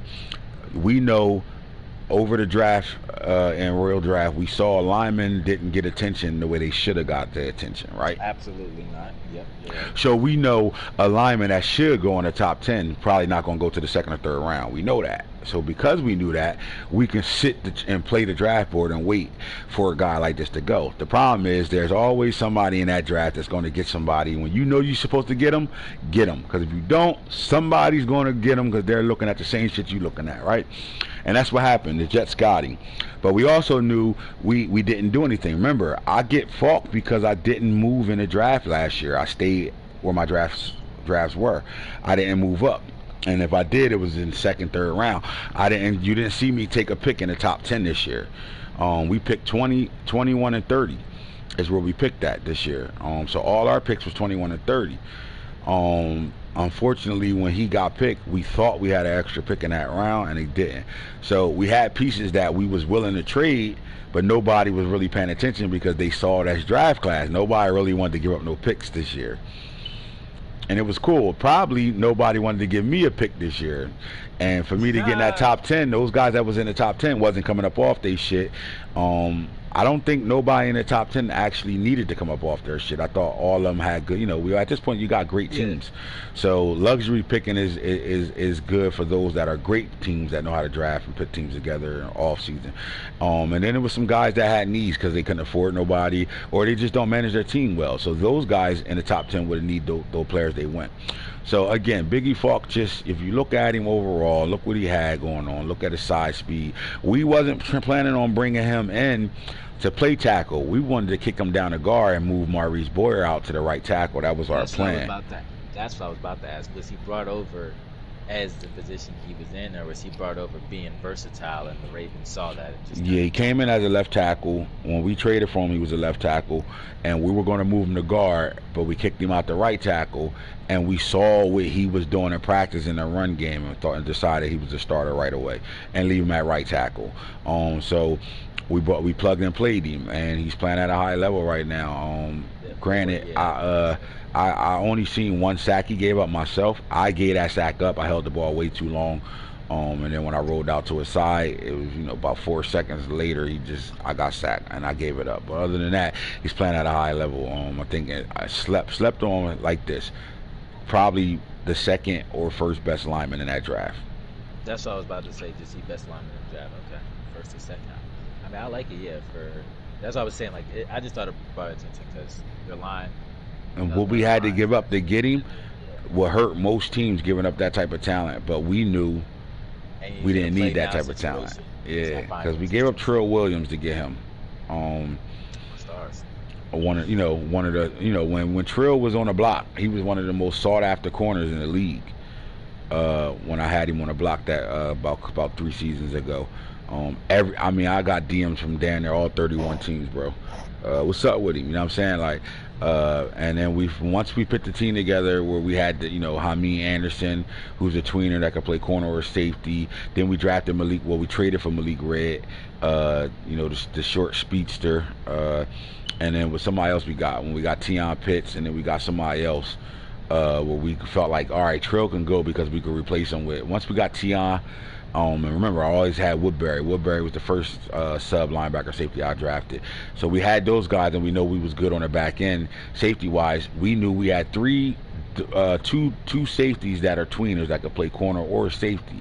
and one was Malachi Moore, and the other one was Hameen Anderson, and we knew that. So once we was comfortable with their development, it was really waiting on Hameen to develop. Once we was comfortable with his development and Malik Red's development, we got rid of Trill to be able to go get Big Falk, and I think that put us over the top offensively with the offensive line. I don't think we lose a beat right now. He plugged in, played, he's playing really well. He's actually better in the run game than Banks was for me. So yeah, so that was the pickup there right there. So then you got Jonah Tuiana-Anu, and you got Luke Matthews sitting here again, Banks, and you got Haynes Holloway, Jameer Evans, and then Guy Boyer, all Chargers sitting there on best line. Best D lineman in the league: Chris Rump, Vicky D, Lawrence Teller Jr., Marcus Johnson.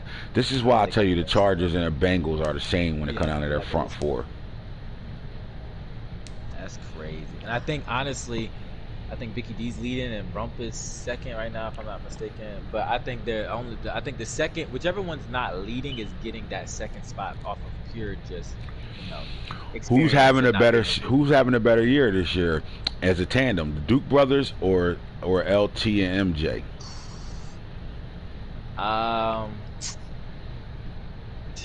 Let me go look. Hold on. I might give it to the Bengals because the chemistry that Lawrence Taylor is seeking early with Marcus Johnson. I just think they caught in a situation like this. We've seen this. We heard this record already. We've seen this song being played already. We know that what Vicky D and Rump could do. The excitement of Lawrence Teller and Marcus Johnson together right now is new. So that newness makes me feel like they're having a better year. Because these guys are racing to the quarterback, bro. They race to the quarterback for sure. Like which one? Like beat you first. Like tag, you're it. Like tag you it. Yeah, now it's your turn. That. Yep. Yeah, they're having fun with it. So you saw that when we played them week 2. You saw that when Lawrence Teller and him was racing to the quarterback all game long. Billy Mann, the old Raven, he's the outside assassin, got kicked down to the DN for the Jets. He's sitting here at 5. Patrick Falk, there we go, number 6. Yep, there it goes. Jason Moore, this guy, once he drafted him, he started to play well. Jason Oway at 8. You got Brandon Feli, and then you got Christian Baymore. Makes a change from the Steelers to the Jets in the offseason, and he's playing at a high level right now. NFC, man, I think you're going to see the kid Ugalele up there. Yep, Henry Totioto, Kenyatta Jackson, who's a dog. I slept on DN right now, bro, because he came out of nowhere. That's why he redshirted for about 2 to 3 seasons, and then all of a sudden, here it go. And then Mateo Ugalele, man, he's sitting here at number 3 right now. This guy got drafted in the top 10, and we've been waiting on him. He's here now. Cyrus Moss is the underrated pass rusher who's always up here. Tyler Shelvin, once he took over for Joey Bosa, nothing really changed. D tackle playing high. DJ Dell, you got Labias Overton, to Darrell Slayton, and you got Ellison Smith, and then James Smith. All right, best linebackers in the NFC. Quay Walker at number 1 right now. What do you say about Quay Walker being at number 1? Like, is he playing at a high level like that to be number 1? Ever since Fred Warner, I'm surprised it's his first time winning. If he wins, I'm surprised if it's his first time winning. I need to go see if he's won it already. But ever since Fred Warner left, this kid has dropped his nuts and said, I can hold this defense down. Base the linebackers around me from now on. Right. And then the whole thing is he's been on this list every year since he's been in the league. Every year. That's what I'm saying. I don't know if he's won it. I'm going Quay Walker now. Let me look at awards. He won Best Linebacker 2024. Bingo. So he's already won an award. 2 years after he got drafted, he won Best Linebacker. Wow. So that's big. I had a question I was going to ask when it comes down to the guy number 2 on this list was Zach Tillery. He's been on this list ever since the new Rams coach has taken over. He's been on this list. Is he a slept-on guy, somebody we don't really pay attention to, or is it somebody we need to really show some love to? I think he's a slept-on guy. I think he does shit for the Rams that they need him to do. He's had times where he's been unhappy with the front office and supposedly rumors on blocks at certain points during the offseason, but I guess him and the Rams always figure it out and they find value in him. So he hasn't been bad for them at all, if I recall. He's one of their versatile linebackers. Sometimes you catch him on that line, sometimes you catch him at the actual linebacker position. All right, Tresman Marshall for the football team, always up here. He's always somebody from their linebacker core is always in the building. You got Kendrick Blackshire, I think is the most underrated linebacker in the league. He always is like a backside. monster, bro. I like him. And then Dez Boom, bro, quiet as hell, whether he's playing or the computer's playing. I told This you guy, about that. man, Yeah, you know, we talking about is this first ballot or Hall of Famer at all?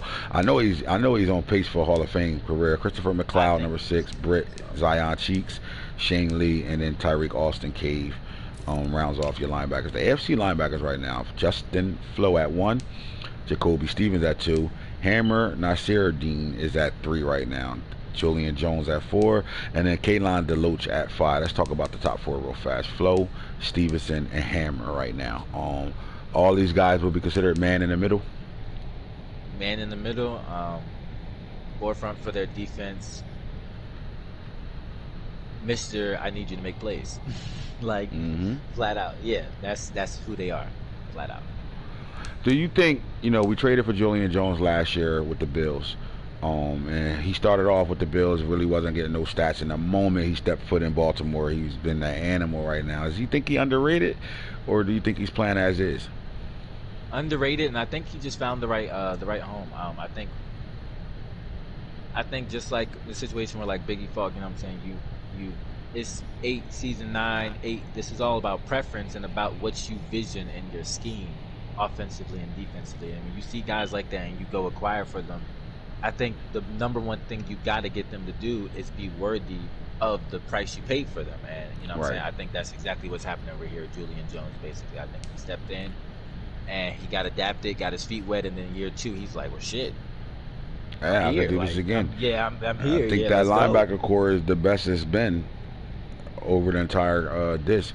You know, that's the one position that we got an open door. Yeah. We got an open door policy right now. These guys are balling out right now. Shit, even Nair Graham is up for a breakout today when they play. So these guys are playing. Now Junior Seau comes right in, and with the name Junior Seau Jr., rest in peace to his soul. That's so crazy. But this guy right away comes in, and Mike had one of the better linebacker cores too. He comes right in, plug and play. He's the dog right away. Now, Mayo Gaya Tote, Bishop Gorman's little brother. Yep. Right. Yep. Falk, if you talk about Falk's team as an overall, right? Everybody know, oh my God, his team loaded, da da da da. But the one question mark you have is you really don't know.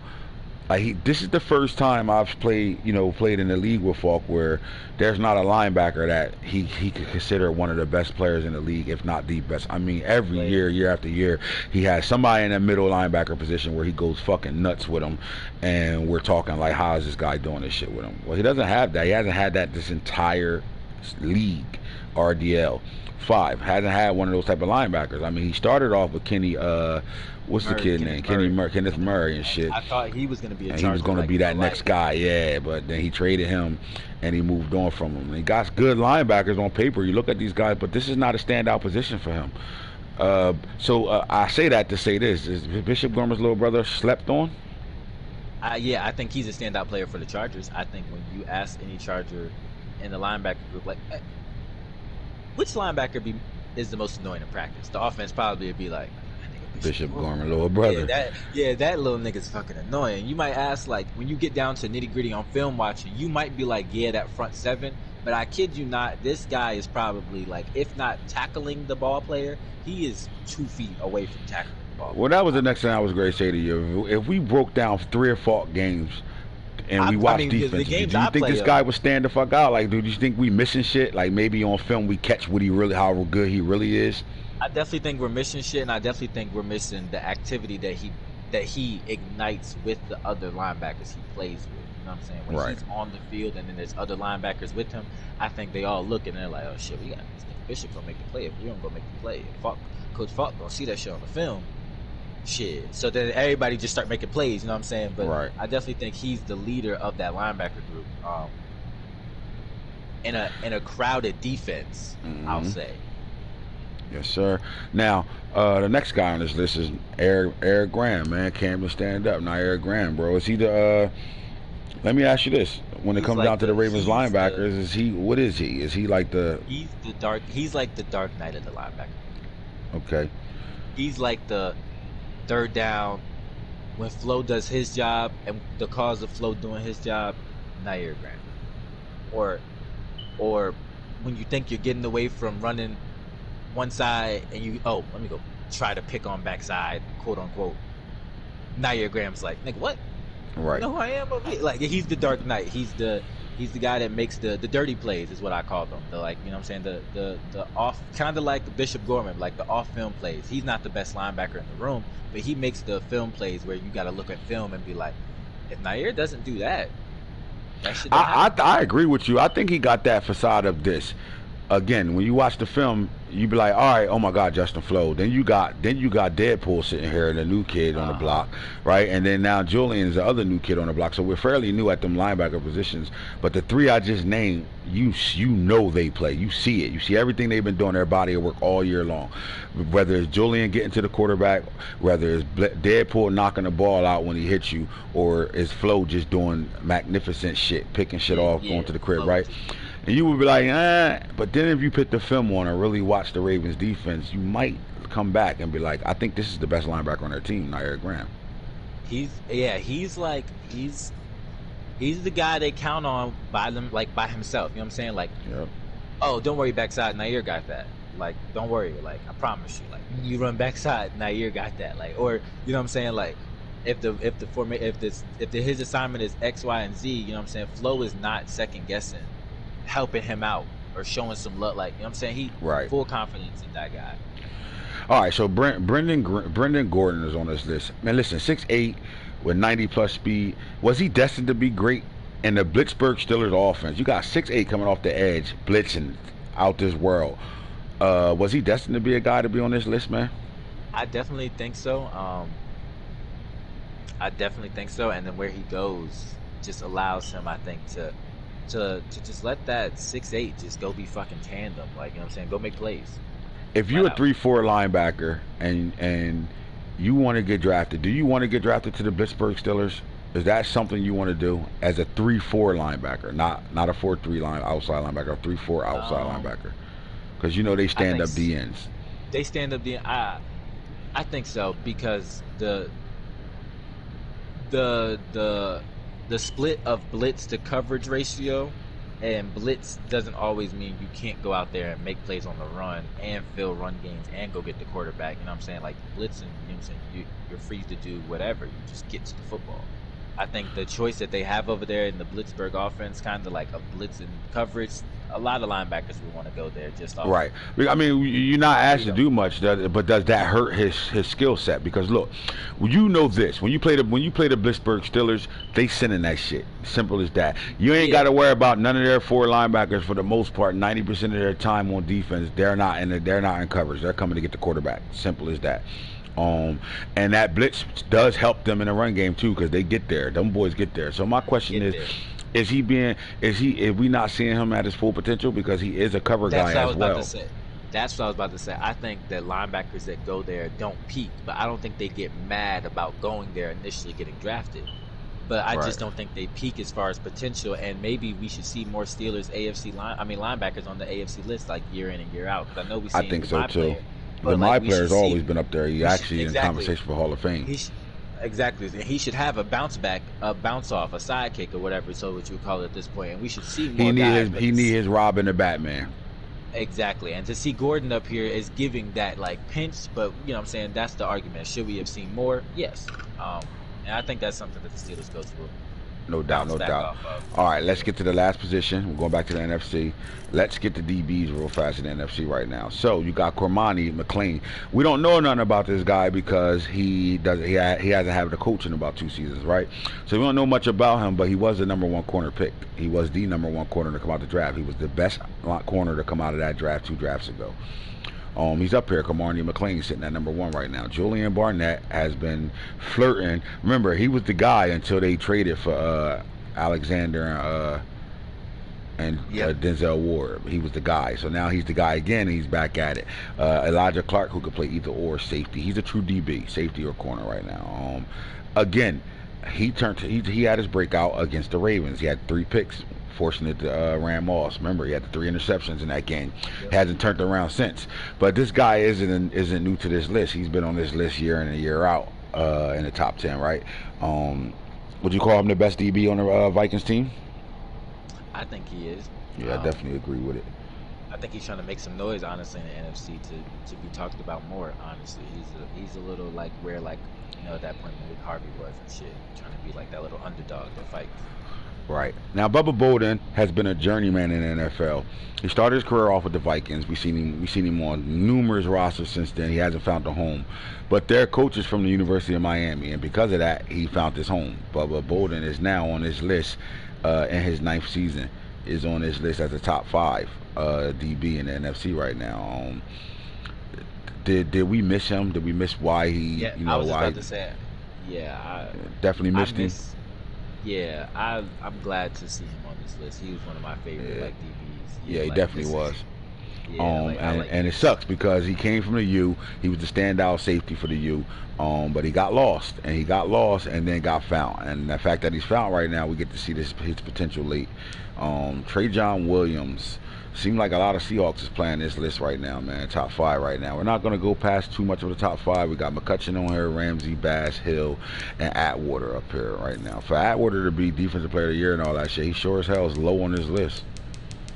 Yeah, I think that's weird. I think that's just because of the high corner play at the top 3. Right. All right, so Galvatron, man. This was the number 2 pick in his draft class a few seasons back. It's number 1 out here, Galvatron, man. At 6'5", he's the first freak safety we saw come out of any draft we had. And I think he's been consistent. I think he's played at a high level his entire career. And for him, I don't know if he's ever won this award before. This would be a good feat for him to do, win this award. We know J.C. Horn has won it. He's number 2 on this list. Deuce Sanders in his rookie year is number 3. Castaneda at 4, and then Jerron McPherson is at 5 right now.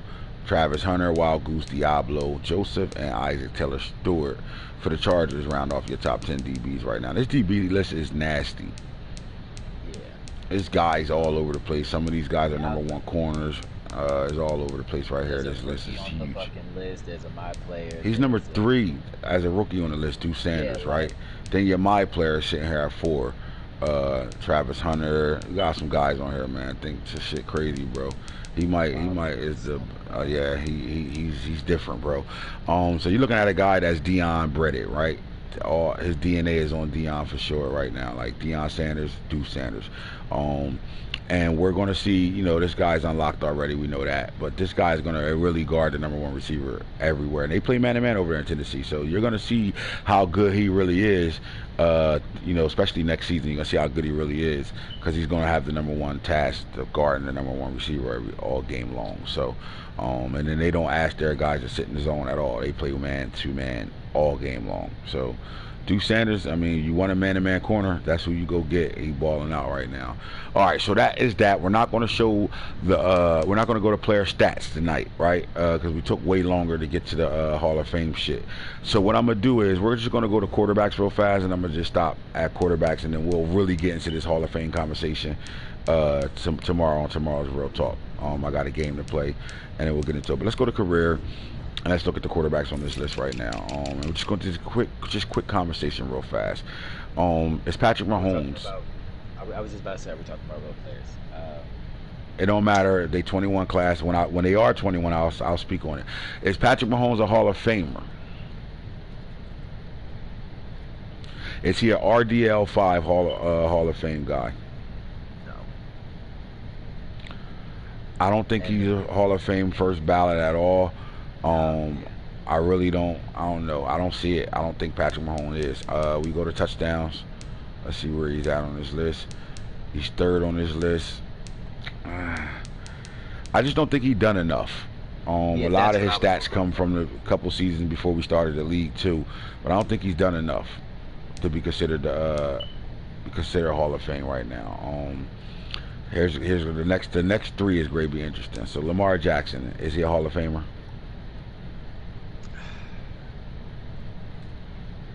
Yeah. I'm surprised you even thinking about it because he first balloted me. I'm only saying. I think they knock on his door as soon as his name on the list. A lot of people gonna argue that not even the award standpoints, he just never won a ring, and the time he got there, he didn't. But that's like I said. That's why I took the. Yeah. Because I think he first ballot without a Super Bowl, without award, without anything. Let's take a look. All right, so you go to awards. Because he wasn't a high award winner right now, right? I didn't really win a lot of shit with him, but here we go. 5 Pro Bowl appearances, league passing rating once. 2019, that's not me, so he has an MVP, but that's not me. But Offensive Player of the Year in 2023, so his award, his trophy case ain't that huge at all. But you can't deny these numbers right here. So Like, as you look at numbers, my bad, I meant the touchdowns. You look at touchdowns, he's number 1 on this list with 453. All right, 64% on his career, and that's that. But reason why he's first ballot, because you go to his run situation and his run game, he top 5 in the league, top 10 in the league, and running as well. So I think he's first ballot Hall of Famer, but that's my opinion. That's why this conversation is going to be re-talked about later on when we got everybody on and had this conversation. But just off the top of your head, you don't think he's the first ballot Hall of Famer at all? I said yeah. I just took the pause because of not having a ring or like MVPs of the league and shit like that. The stagnant when it gets to awards, but like that nigga Marmar is still like every season he's been Marmar. Like he's never had a season off where you're just like this might be the weirdest season yet, and you've already said that like it's the weirdest season yet, but that's only because of the way you're playing. And that's on the user, like it's you. But Marmar's still every year been fucking Marmar. Would you consider Justin Herbert a Hall of Famer? Yeah. You think so? Yeah. I agree he has to be in the conversation, but I don't think he's first ballot Hall of Famer. I think he's got to be top. I think he get missed twice. Like, you know what I'm saying? His class, when he come up, they don't get him, and then 5 years later he gets in. You know what I'm saying? That type of situation. I think they got to reevaluate him a couple times right now. What about Corey Richardson, a my player quarterback? I think he's conversation. From an RDL standpoint, though, he is the first real draft quarterback up here, and like he's always been a top 5 passer, sometimes even top 3 every year. And remember, he sat his first year and a half. Yeah, he sat it. Yeah, exactly. I was just about to say that. I was about to say he didn't even get the first year opportunity. Like he really is 7-year quarterback. All right, so I know the title was Hall of Fame, RDL, and all that, but what we're going to do really is we're going to come back when we got a bunch of co-hosts on, and we can really make this argument, because this is a lot of conversation, because as much as I think Lamar, I could be biased. Maybe he is not a Hall of Famer. Maybe he's not a first ballot Hall of Famer. I think he is, because when you go to the run game, this is what I think he is. As a rusher in the league, he's a top 10 guy, I would think. 1, 2, 3, 4, 5, 6, 7, 8, 9, 10. He's right outside the top 10. But he's about to have 10,000 yards as a rusher, bro. Over 100 touchdowns as a runner, and over 400 touchdowns passes as a quarterback, bro. Like, that's why I think he's a Hall of Famer first ballot. He's accountable for almost 600 touchdowns. Yeah, that's fucking nuts, bro. That's probably the most in player history. I'm thinking 600. I had to look 9,435. Oh yeah, we about to get our Marmar running on right now. We got to finish this thing with him at 10,000. I'm too far away to be just loudy gagging. All right, man, we was on for a long time, almost 2.5 hours on the Real Talk. Good shit. Appreciate you as a co-host today, man. I thought the conversation was really good. Good Real Talk. Those that didn't watch it probably catch it tomorrow. And those that did was on here, y'all responded and you texted, and I said if you type your name in the chat, such and such, I got y'all. I will be coming back through to hit you. But do me a favor, DM me and just say you was one watching, so I know. You know what I'm saying? Even though I'm a be able to check it with the comment section and all that, but just let me know. Right now, if you're still up and you're in the mood for RDL football, get ready for a big game that's coming up with the Bengals and the Ravens. Holla at me when we holla at you. You heard?